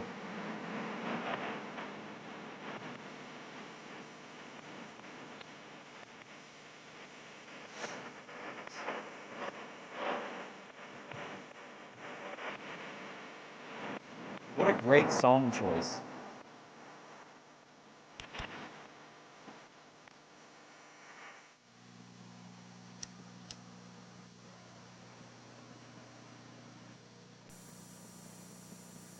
Oh, yeah, we got some more big action coming up in the ring, and we're going to slide right back into it in just one moment. Do, in fact, want to take time, though, to talk about Wednesday, because, boy, what a bunch of different outstanding championship matches that will be coming in there. Wednesday in the Coliseum in Evansville. Want to call Jonathan Boyd in here right now as he will be bringing in... Most of the time with the music, all they do is copyright claim it, which is fine. Like, I don't give a shit if it gets copyright claimed because I'm not monetized anyway. But usually they won't like end the stream over it. To Evansville, the Daughters of Darkness, who are the holders of the World's Ladies title, cool and they'll be defending against Debbie Combs and Candy Divine. I got to tell you, the pictures that I've seen of your Daughters of Darkness, they're a bad-looking duo, Jonathan. Well, everybody knows that the bloody Daughters of Darkness are the world champions. But Candy Divine, what you don't know, Miss Debbie Coombs, is that I hate bloody Yanks and they're not Yanks. They're going to bloody tear you up. And Eddie Marlin, I want to tell you bloody something. I'm going to bring all my people in. They're my cousins at Sheepers will be here shortly also. Because revenge is what I'm after. And I'm going to have the Daughters of Darkness go out there and rip your bloody Yankee bloody girls' heads off. Do you understand that, Eddie Marlin? Well, no. Jonathan Boyd threatening to behead women. Oh, milder than ever. That's Jonathan Boyd, who's Debbie Coombs. Daughters of Darkness will... Can you imagine Debbie Coombs? Be in there Wednesday night. Now, the AWA Southern Tag Champions, Tommy That Lee it wasn't. and Mike Oh, Davis, look at who this. will be in a last shot match with Jeff Jarrett and Billy Travis. Now, it clearly states if they don't beat you this time, they can't challenge you anymore. That's it. One last time. Take a good look, boys. You've challenged, you failed. You challenged, you failed. Every time you failed, you got one more chance. and that's it. We'll go find somebody else to beat up. Don't think they'll be trying hard. You better believe it. Knowing this is the last chance they're going to have to challenge. This should be a whale of a match. The entire card, a great one. We'll give that to you, all of it, in just a few minutes.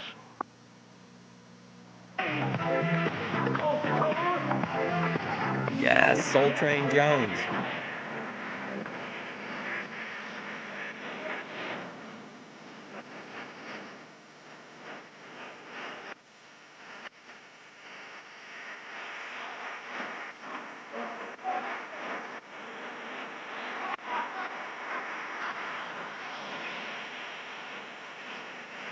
Soul Train, the new international heavyweight champ. You're talking about a happy young man. Here he is, right He here. beat Big Bubba. I gotta tell you, Soul Train, I was stunned. I was surprised because I figured this big guy just couldn't hardly be had, but you did it. He's big.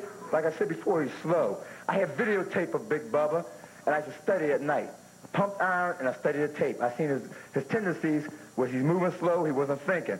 So I capitalized on it and took advantage of him. Well, Yeah. you know, I don't have to tell you this. I You took know this advantage pretty of the well, man but I'll hands. repeat it anyhow, that getting to the title and getting the title is one chore. But that's I wondered not the where you end were of at, it. ATF Then it Media. becomes really tough because every son of a gun wants a piece of it. He wants to take the title. You didn't have one thing to say when a woman named Debbie Coombs was talked about? I didn't know what to think there. Title, and it gets a little harder from there on. It becomes hard, but... Yeah, I remember he, on the Evansville show, the week prior to this, he wrestled Big Bubba for the title. All the people in this area are great supporters. This is the people's belt right here. I'm just a representative. And I'm going to defend it every day, any place. They put the name on the contract. As long as I got the good people here, I'm going to come victorious. Well, partner, we're delighted you have it, and by golly, we're going to be looking forward to seeing you in action many, many times out there. Once again, congratulations on winning the international heavyweight title. Soul Train Jones. Thank you. It fits you good, look. Hey, look at that. Look at Virgil. Thank you, Soul Train. We appreciate it. There he is, the man, and I'll tell you what, he is some kind of a competitor, to say the least. As he's going out, let me tell you that we're going to, he's going over there with a little youngster in the crowd. He likes that, too. Yeah, it fits him pretty good, too. What a great guy. Soul Train, we want to get a chance to see him in action. That's the the international heavyweight title holder, a man of muscle. And let's take a look at him right now in the ring.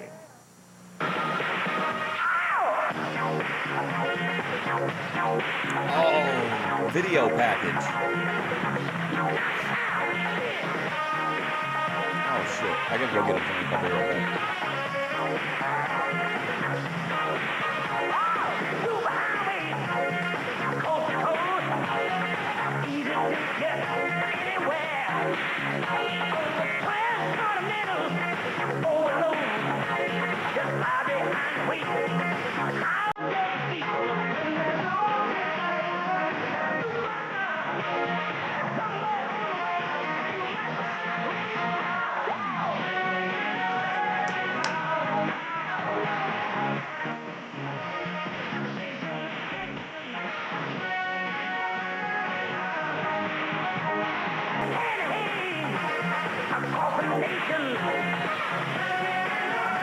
But would New Jack say that they were racist?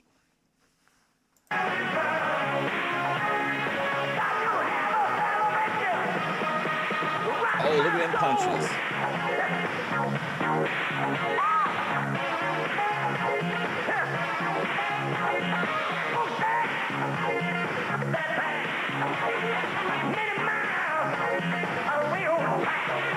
If Mattel ever put out a Soul Train Jones, I mean, immediately he would have to become a contender for the world title.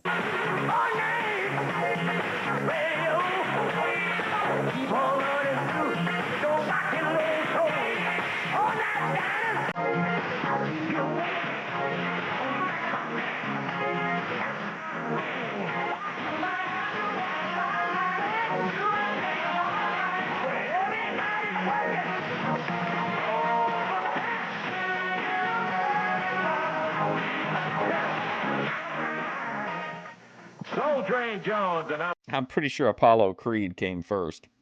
I'm delighted he's got that international heavyweight title. I want to tell you, all the folks out there that might be interested in joining Soul Train Jones fan club, we've got an address for you, and we'll tell you that there's a picture that will be available to you when you join the fan club. Do you remember any of you guys that were watching from the beginning, way back in the beginning of '86? They had the mail-in for a date thing, and I can't remember who the one teams were. I can't remember who the good guy. They were like a good guy blowjob tag team, but anyway, they had it where you send in your information and you could go out on a date with them. And Lance Russell was always like, make sure you're over 18 and you're single. And then when Buddy Landell came out and asked for his, for him to have a mail-in one, Lance Russell did the same thing. He's like, make sure you're over 18 and married. And Buddy Landell goes, I didn't say that, Lance. Have a color picture of Soul Train Jones, Soul Train fan club, and you see the address up there. As you'll want to get in with the new international heavyweight champion, you see the post office box that you send it to. Right? Even Virgil, like, it's crazy how many people came into Memphis and were given very simple, in my opinion, simple but really effective storylines. The in-ring work is so much better on so many of these guys, and then their acting and their the angles and shit, they're just better in them. Who was the first person we noticed that on? There was somebody before Tugboat, but I can't remember who it was. 12905 Memphis, Tennessee, 3818. I was going to say Bam Bam, but I think ECW used Bam Bam pretty well. 82, 09, 05. Yeah, the Fantastics. Enough of that. Wait, I got a few things to say, Lance Russell. I'll bet you. Oh, look at this crew. Uncle Tom Jones out here with his red, white, and blue and all that. I think he's a real American from Pittsburgh. Well, here's the red, white, and blue from Pittsburgh, people. Downtown Bruno. Pittsburgh sent the best. Downtown Bruno. That's the red, white, and blue from Pittsburgh. Maybe they want to get on the side of a winner who has the internet. A winner! A winner! I'm a winner. He's more like a winner, you know what I mean? You see him in there hot dogging in the ring. Now then, let me talk about a few subjects. First of all, you got Soul Train Jones with the international title now. Big deal. He cheated. He comes off the top rope on Big Bubba. See, I think he's discounting Soul Train Jones, and honestly, I mean, last week, this guy said he was going to turn two black wrestlers inside out and make them white. So I don't know if we can trust his appraisal of Soul Train Jones. And then he calls himself a champion. I call him a cheater. And I think the referees are in his back pocket, because when I'm trying to call attention to the violations of the rules, the referee's busy yelling and screaming and hollering at me, and Soul Train Jones is busy all kind of cheating behind my back, behind the referee's back. Conveniently, I might add, baby. Okay? But that doesn't matter, see? That doesn't matter. Jarrett is a because weasel. The only real man, well, I won't say the only real man, but one of the only real men. Get a look at that shirt. Oh my gosh, that's such a cool shirt. Jeff Jarrett is a weasel. Man in professional wrestling, Mr. Boy Tony.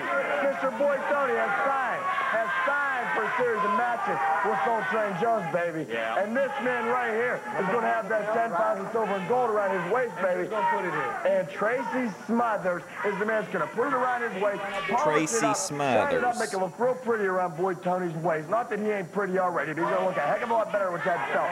Because Tracy Smothers is our personal mate, our personal valet. Yeah, you talk about cheating. I happen to know how that match was won. Oh, you know.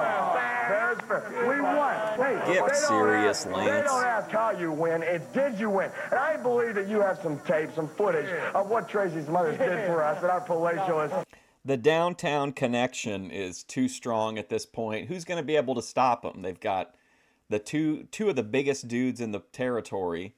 Plus, they've got Boy Tony, a technical wrestling marvel. And then the mouthpiece. And I'd like you to show it to all the pencil neck geeks and all the hillbillies and all the rednecks and everybody else. I think you'd like to see it too, Lance. He's so over, though, Cody Turbo. Like, he's super over as a heel here. Tell the cameraman to roll the tape. Okay, we'll take a look at it Well, here we are, Bruno, with our own personal valet. I tell you what, Tracy, you just take those clothes and put them in the dryer right now, okay? And I got some clothes for you to wash, okay? Just go ahead. Hey, Bruno, what do you think about this? This is something the Thorpes would do to Lalo. Here now, let them hand them to him. Just go ahead and put the, don't mess with my curl. Let's just put them over here, okay? Put them over here, okay? Okay, now. Then wash the clothes, okay? Get up, get up. Put them in there. Then I got some iron, and I want you to do too, Bruno. Right Look here, at this here now. I want this here iron real nice. Now here, take this. I want to wear that tonight, Bruno. I told him he was silly for signing the match like this. Go ahead. We told you we was going to beat you. So you just get that thing on. And do a good job. Then I got some more cleaning out here I want you to do when you get that done. Why is this so weird? I mean, I know I'm really high, but this is a great segment. You follow me. Come on out here. I got something else for you. I want you to dust this floor. Just come on. Get over here. I want you people to see how stupid you was. I'm going to lose it, man. For ever signing a match. This is you should have known you couldn't crazy-ass beat Boy show. Tony. Now you just dust the floor and do a good job. Hey, what's the furniture? Hey, don't mess with Pierre now. Hey, just do the job. Tell him, Bruno. That's right. Hey, what's the furniture? That's worth more than you are, boy. Okay, here's the pan now. I want you to cook these eggs. I'm hungry, so just start cooking, okay? Start cooking. Yes, I want you to cook eggs. All right? All right. That's right. I like this, Bruno. Yeah, this is something different. Look at me, nice little apron there. Clashes with his sweatshirt. Amazing. There's your eggs. Oh, I gotta go make some phone calls to people back in Pittsburgh. I don't have time to watch this gig. I'll talk to you after a while. Okay, Bruno. Okay. I'm gonna get me something. I tell you what. I'm gonna help you out. I'll get me something to drink. Damn it. Oh, there we go. Okay. Sorry, my internet went out for a second.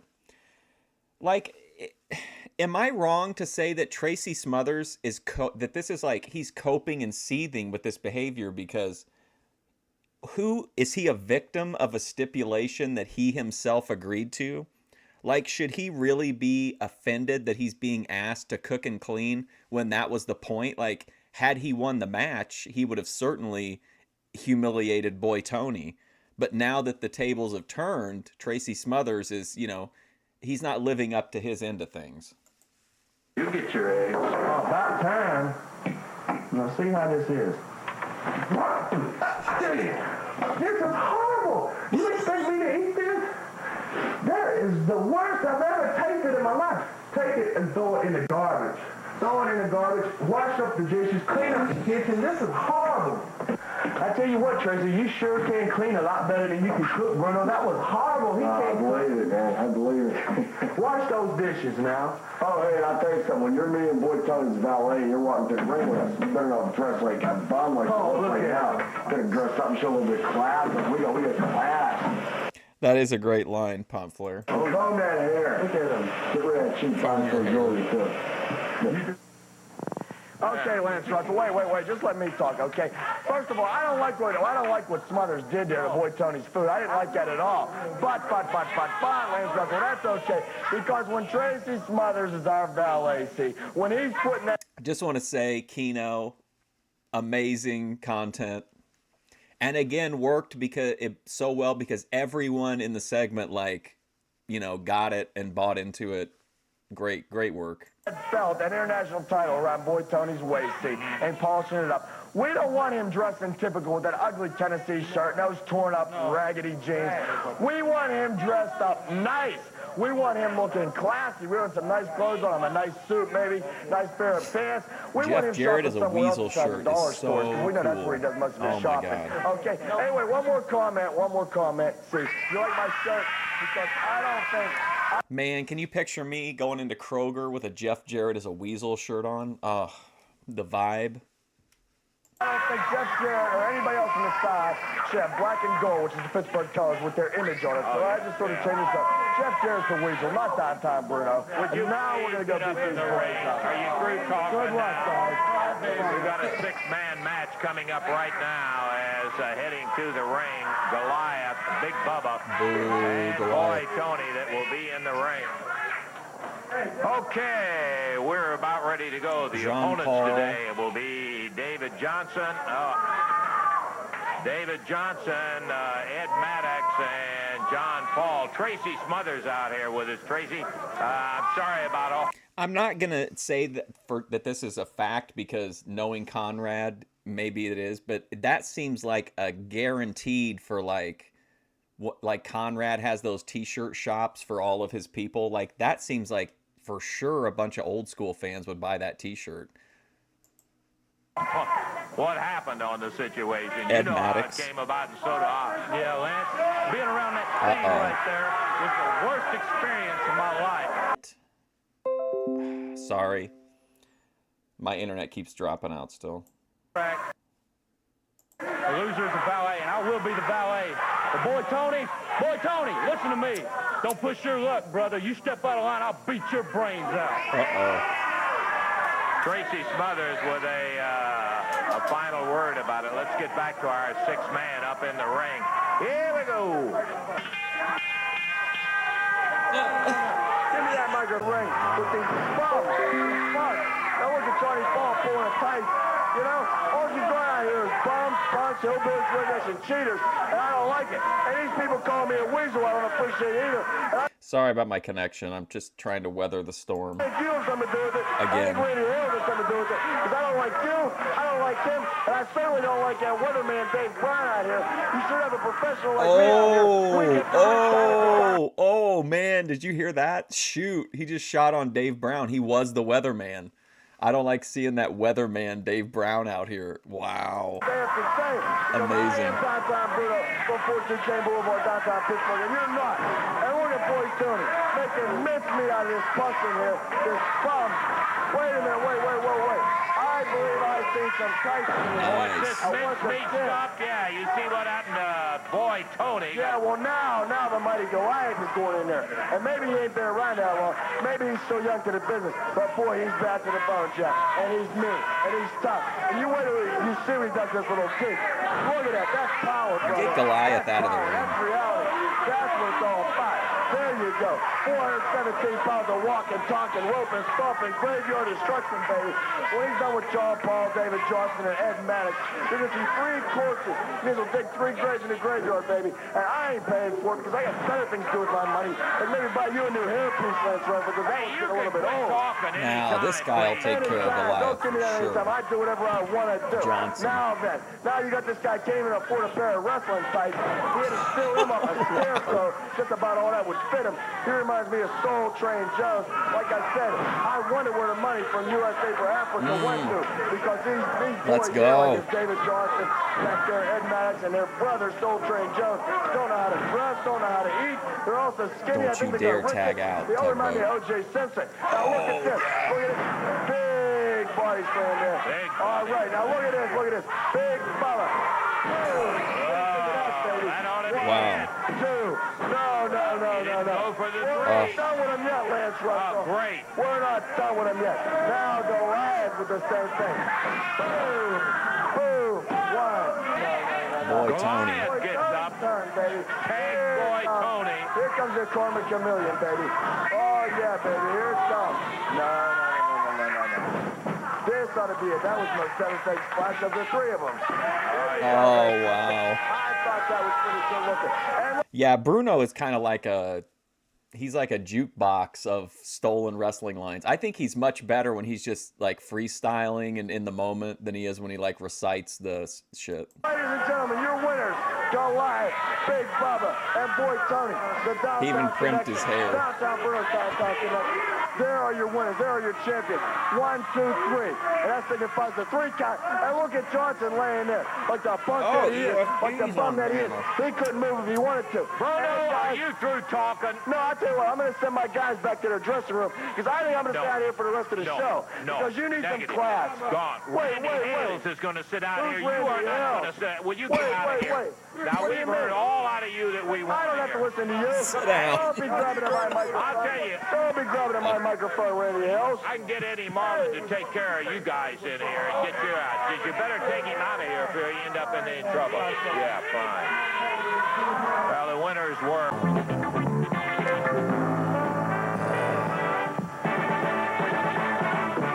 And you'll want to hear this, too. Friday, January the 23rd, this coming Friday, Madisonville, Kentucky, at the Browning Springs Middle School. Quite a card coming right in there. Now, listen to Wednesday night in the Evansville Coliseum. Tarzan Goto with Tojo at ringside will be going against Tracy Smothers. Huge Goliath with Downtown Bruno will be going against Pat Tanaka. Big Bubba will also have Bruno at ringside against Paul Diamond. Then the World's Ladies Tag Title match when the Daughters of Darkness with Jonathan Boyd there will be at ringside going against Debbie Combs and Candy Devine. Who's the other It's Luna and who in the Daughters of Darkness, and then Debbie Coombs and somebody else. And then an international title match. Soul Train Jones will be making his first defense against Boy Tony, and you're going to be looking at Jeff Jarrett and Billy Travis with a last shot at the AWA titles held by the Rock and Roll RPM. All of that Wednesday night. All of it right there in original rock and roll team. Whale of a night for you to The call Rock out and and Roll watch the action. RPMs. Okay, we're going to be back in the ring in just a Maniac moment. Mike? What's the other guy's Randy, name? We got you out here under unfortunate circumstances Downtown with Bruno Bruno taking over like that. Davey has this stuff going around. Wrestling was like a community thing back in the day. Even like with Smoky Mountain, he tied it heavily into working with like the schools and the fire department and the cops, you know, like local businesses and stuff like that. So they did have shows a lot of times at schools. Around it's affected. I saw the Necro Butcher wrestle Roderick Strong at a like high school gym. His voice, he's been out of action for a little while, as a matter of fact. So we're glad to have Randy Hales sitting in here with it. Randy, guy coming to the area that we're going to be interested in seeing again. It's been a long time. Is Crusher Blackwell. Very large gentleman, Lance. Ooh. Crusher Blackwell. He's from Stone Mountain, Georgia. I think unless showing you some of the unbelievable physical feats that Crusher Blackwell is capable of. Take a look. Sorry for another Well, ladies and gentlemen, you have heard of feats of strength in the past. Jerry Blackwell, the 468th out of Stone Mountain, Georgia, at this time is going to attempt to drive this spike into the board you see here on your television set at this time, something I have absolutely never heard of in my life. Mr. Blackwell, in fact, if you can do this,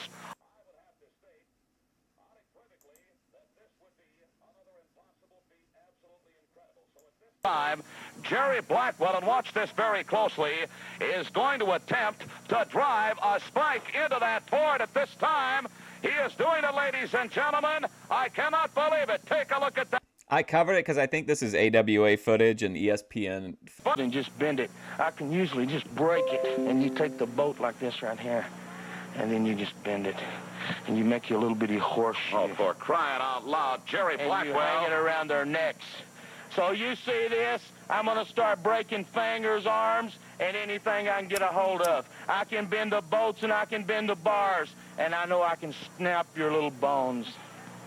Well, the bones aren't snap quite so them little when bones. you're dealing with Big Bubba and Goliath, but I'll tell you one thing.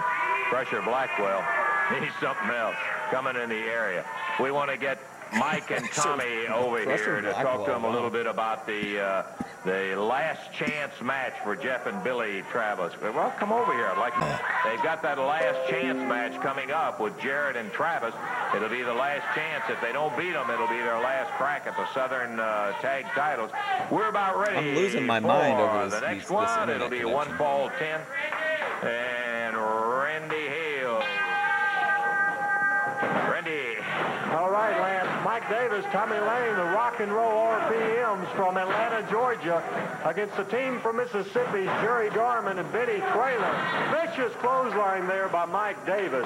No doubt about it, the Southern Tag Team Champions are a very rugged team. A double elbow and Lance already. They're all over Garman and Traylor. You know, I can't believe that the guy, I try to get him to stop and talk. Normally, you can't stop them talking. They just eat your ear off. And today, they didn't even want to stop and talk about that last chance match. That was a first for the Rock and Roll RPMs, no doubt about it. Here's another tag. Here comes Mike Davis in the ring. Double teaming now by the Rock and Roll RPM. We have Benny Traylor in, and he slammed down with a body slam, kind of won. And Mike Davis refused to go for the pin. He tags Lane, and he comes in, Lance. They're giving up a total weight. Garmin and Traylor are about 30 pounds or so, and they're, of course, giving up a lot of experience. Obsessed much, Lance? Garmin and Traylor, a doggone good team. Benny right now getting slammed by Tommy Lane as he's trying to tag Jerry Garmin. Doesn't make the tag. But the tag is accomplished on Mike Davis. Dropped down across that with a backbreaker. 1, 2. Did he get it? He got it. He got it. I couldn't see whether he got that third one or not. I guess I was listening more than anything as we were reaching for the bell rope. So Mike Davis, Tommy Lane, the Southern Tag. Yeah, Mike Davis is not a guy. I don't think you would have wanted to get into it with him. Tag champs, the Rock and Roll RPM, come out with a victory over Jerry Garmin and Benny Traylor in that non-title bout. We'll take time out. Be back with more action in a moment. No, wait, hold it. Yeah, walk with me over here. I want to get Jeff and Billy. Yeah, I'm sorry. Yeah, I'm glad to see you guys out here, Billy. Didn't seem to be much Look at this the look Rock and from Roll Jeff had to say about it. They just had to say, hey, it's all down on the line. And as a matter of fact, for you guys, this is it. This is your last chance when you have that match with the Rock and Roll RPM. If you don't win it, it's going to be your last crack at their title. Well, Lance, you're exactly right. As the name of the match says, last shot. Me and Billy talked it over. Rock and Roll, they use every trick in the book, and I'm sure they're going to have their whatever. They're going to be ready with this match coming up. Me and Billy, we'll be ready. I can guarantee you. We're not going to leave that ring empty-handed. We're going to walk out with them done. They seem like they really got. You're not going to walk out empty-handed. They're determined, but I know you. You're going to walk out with your dicks in your hands because you have no chance to beat Maniac Mike and Tommy Lane, the original Rock and Roll tag team, the Rock and Roll RPMs. Guys are too. You know, Lance, Jeff and I have been in a lot of important matches, but I would like to say this right now. Rock and Roll RPMs, you better get ready, because this is the last shot, and we're bringing the belts back home right here. Okay, good luck to you guys. Jeff Jarrett, Billy Travis, a fine young team. They'll be going eventually after the Rock and Roll RPM. He's only been wrestling for a few months at this point, Faz. That last shot match. Time out. We'll be back in a moment.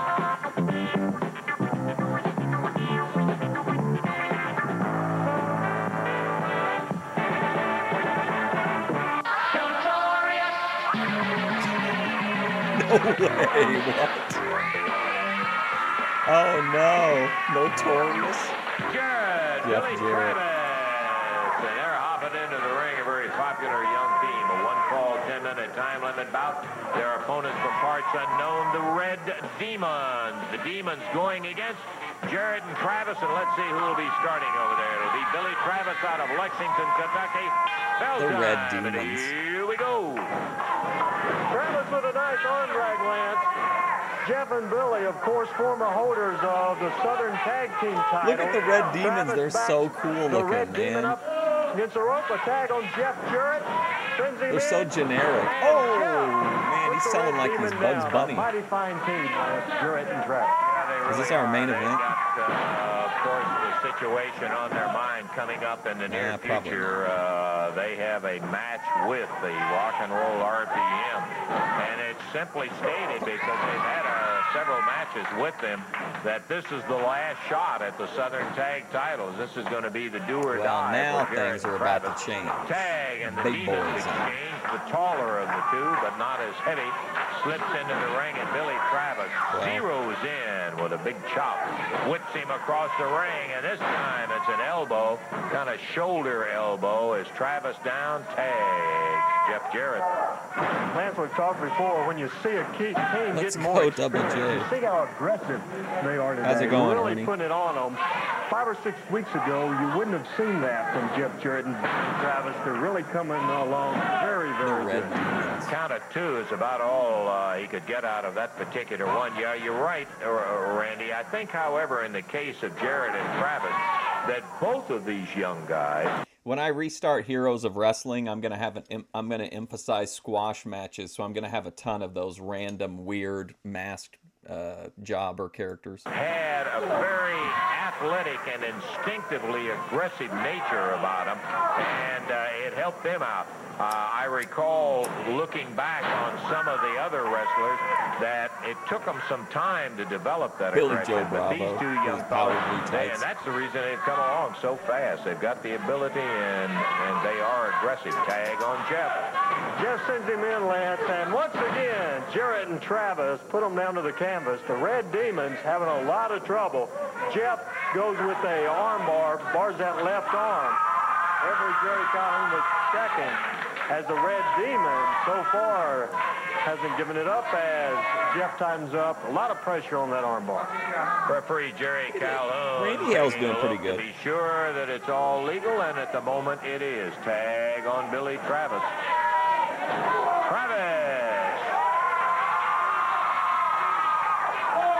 Billy always likes for us to say hi to his mom up there in Lexington, Kentucky. By golly, there's a place. I do feel like he's kind of big boying a little bit in this match. He's not going over any lines or anything, but I do think he's working pretty. He's trying to.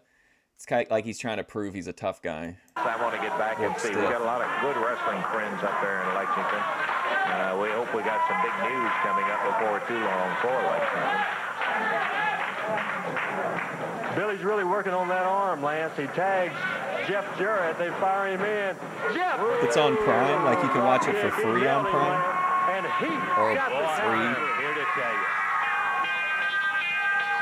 And you know, he got him in 2 minutes. Where's Eddie with the bell seconds, emoji? And the win goes to.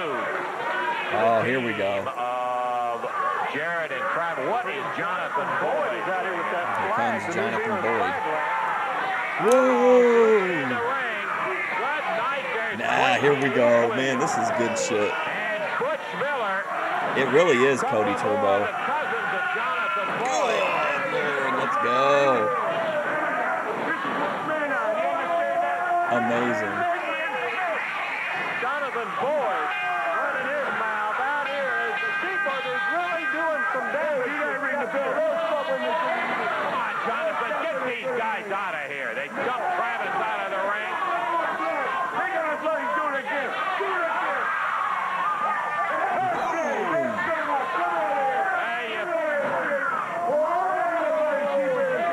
You bring a couple of more of your cousins back around here to start causing trouble. Well, let me bloody tell you something. Eddie Marlin, Now we're talking. he took that bloody money off me. I called up my bloody cousins and told them how badly I've been treated in here. And here they are. Oh, Jonathan! We're gonna break balls! That's right. We're gonna break balls. Vince McMahon saw this and he was like, "Oh yeah, I like these guys, but what if when they come out to the ring they lick the children?" Yeah. Like, what was he thinking with the Bushwhackers gimmick? That was so weird. Hey, look. Butch Miller and Crazy Luke Williams. You've been doing it in 37 countries. Now you bloody are gonna see some bloody wrestling. You're gonna see men that know how to hurt people. You're gonna bloody see men that know how to get out there and get the bloody job done. Eddie Marlin! Eddie Marlin! Where are you, Eddie? Are you there, Eddie Marlin? Because the family is here. The Sheephead family. You humiliated me, Eddie Marlin. But no more. From now on, you're going to get hurt. Because they're here to break bones, Eddie Marlin. Not the win matches, to break bones. And if it happens to be your if it happens to be your grandson, it's going to happen to be. Jonathan Boyd. Can you imagine how good some of those tag matches would have been if they could have worked like this style instead of like the comedy babyface style? And his sheep herder cousins, Crazy Luke Williams and Butch Miller. Boy, we do not need trouble like that.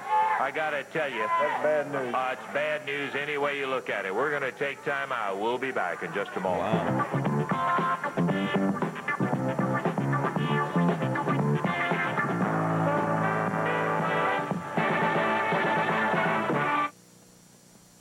Okay, we're going to be back into the action ring in just a moment. Boy, again, I was looking over that Wednesday night action in Evansville Coliseum. 3 title matches among the entire card. World's Ladies title with the Daughters of Darkness, the International Heavyweight Championship, and an AWA Southern Tag title match. Just 3 of the big card that'll be in there Wednesday night. Let's bring him in. We're talking about the new International Heavyweight Champion, Soul Train Jones. Soul Train, how you doing, buddy? Move it with me, man. Come on, Lance. Move it, yeah. Come on, boogie with me, Lance. Shake it. You got it, boy. Listen, you better have it going because Downtown Bruno is going to be involved with Boy Tony in your first defense of that title right there in Evansville. Well, you tell Downtown Bruno and Tony how to defend the belt anytime, any place, anywhere. Evansville, I'm going to come right down to your home. I'm going to defend it. Anytime, any place, whatever anywhere. she is, Boy Tony. She going to catch a lot because I'm coming. Yeah, this is a man gonna that catch can a lot, do it. Boy The folks Tony. would love I'm to coming. see you get right on that Boy Tony. Congratulations. Good luck to you. Thank you. Soul Train Jones. Want to call in now the challengers for the AWA Southern Tag Championship. And music gets you going in man, there. this Not is that a you guys Jared need heavy anything. episode. All you got to say is this is the last shot at the RPM for the title, and that'll get you going. Jeff Jarrett and Billy Travis. Well, Lance, the name of the match says it all. It's the last shot. We've had a few matches with the RPMs, and one way or another, they've ended up with the belts, and then they got held up. Well, let me tell you something, RPMs. I'm going to promise you this. Me and Billy ain't leaving the Evansville Coliseum without those belts. You know, Lance, seems like every week we've been out here without the belts.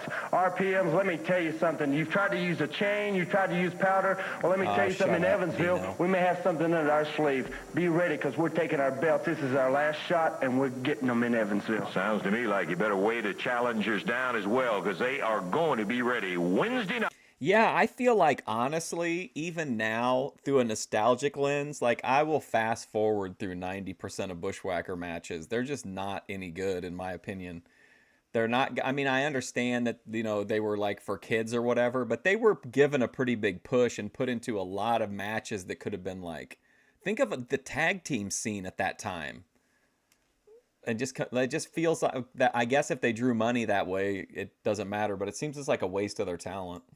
Night for the last shot at the Southern Tag titles. Well, that's the big surprise that Jonathan Boyd had for us. We knew we had the Sheep Herders scheduled to be in.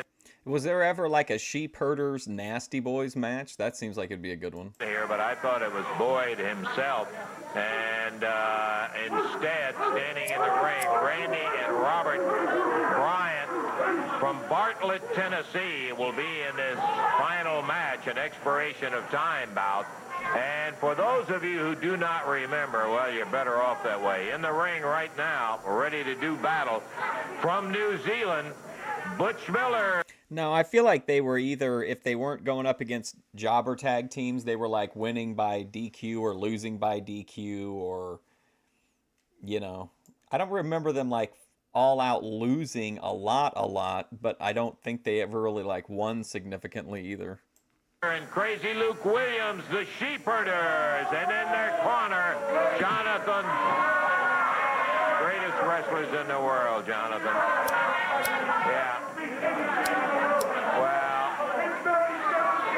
yeah, champions in 37 countries, no question about that. And I'll tell you, 37 countries. Wow. Street, anybody you'll see.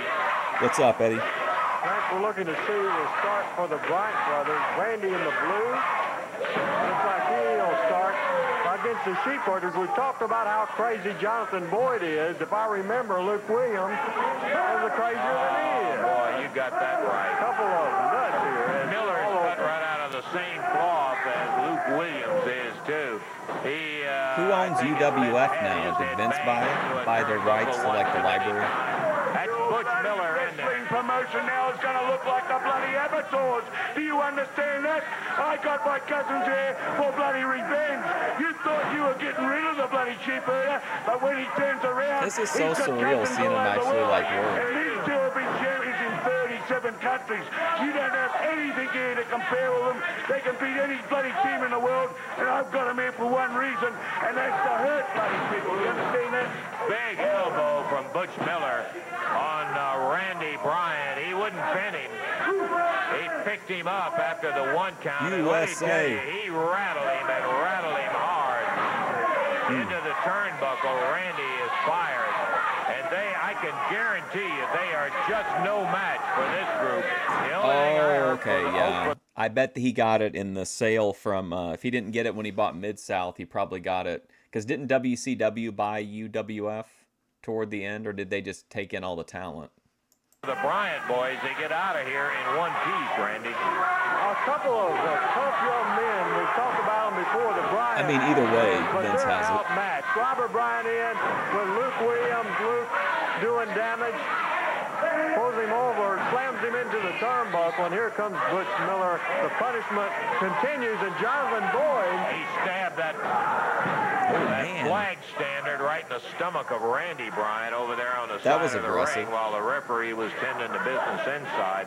Tag from Butch Miller over to Luke Williams. Look at that. Okay. There's that battering ram. Luke's head slammed into the stomach of Robert. Robert and Randy Bryant from Bartlett, Tennessee, and they have a mean chore. That's a big boy, dude. Today. Triple H. Count of 2 and a count of 3. They got it. Once again, Lance, the Sheepherders comes out the winners, but as usual, they continue it. They hold Randy Bryant up, send him to the rope. There's their little move. And he goes down, Lance. And now Boyd puts it. Come on, Jonathan. That's enough of this stuff. Leave that chair out. The only undefeated, what do you mean? Asuka's lost matches, hasn't she? They're gonna hurt people, and they're gonna bloody hurt people. Breaking ground. Here. Breaking with this. Oh, no. They've got Oh, his arm no, they up wouldn't. over that No. chair. Jonathan hands him the Oh, flagpole, no, and that's a folks. metal Oh, flagpole. Oh. That's what they is for, Lance Russell. I want Jerry bloody Lawler, Jerry Judd, Eddie Marlin, that bloody Unbelievable. Travis Miller. I want them all to watch this. You make the He's just screaming right in Lance Russell's face the entire time.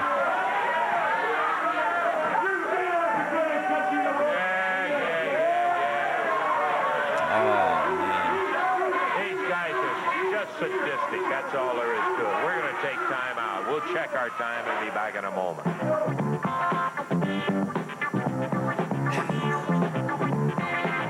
Oh, they're like, it's too graphic to show. The sheepherders back in here. These guys absolutely have got the worst attitude just about of any team that I know of around. They got one thing worst in mind, attitudes. and that's hurting people. They don't even come in talking about wrestlers. And let me tell you, These people are trying to cripple people, and Lance Russell is like, well, they got kind of a bad attitude. You know what I mean? every one of them can wrestle. But they don't even come in thinking about that. All they think about is trying to hurt somebody, as they did with Randy Bryant in there. Put his arm up on that chair and jumped down and slammed him. That's a metal, by the way, in case you don't know and didn't pick that up when I said it before. That is a metal flagpole that they've got that New Zealand flag on. Folks. I just hate to see those guys come back around, Randy. I do. They've been trouble every time they've been in here, Lance, and this won't be any exception. Any combination of them. You put the name sheepherders on them, and they're trouble. Tough, no doubt about it. You got that right. Let's go back and take a look at some of the action we had today. The King started out with a very impressive bout against Keith Robertson. Keith jumped him as he was pulling his jacket off, and it didn't take the King long to do a number on him. Then we had a six-man tag match. It's not slamming It's for you just not hardly any way you can get a bout that's going to be an even match when you've got Big Bubba and Goliath on one side, the third man, Boy Tony, going against John Remember Paul when he got the and glamour Maddox pin? and David Johnson, and of course Bubba Goliath and Tony ended up winning that one. Jeff Jarrett and Billy Travis came out victorious in their match with the Red Demons. Sheepherders interfered there. Oh, yeah, that was our introduction to him. Jonathan Boyd had Listen, Lance, if I can be serious for a second. said earlier in the, told us before the show, he told me that he had a little surprise for us, and I knew the Sheepherders were booked, but I didn't, it didn't dawn on me. He was talking about his goofy cousins, Butch Miller and crazy Luke Williams. But that's what the surprise were. They did. They came in and jumped in on Jeff and Billy, and then came back, something like that. He really nailed him hard with it. So that pretty well takes care of what we had to do today. Randy, we appreciate you filling in. Sorry, I disconnected for a second. And for Dave, he'll be back with that good voice next week. And Randy Hales, we appreciate his help. Until we see you next week, for Randy. Get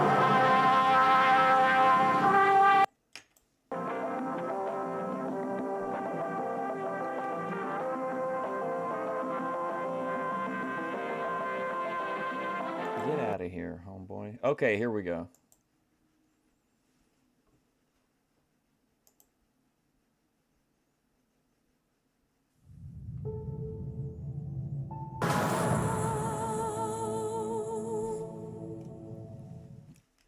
Dude, this movie is filthy, like filthy.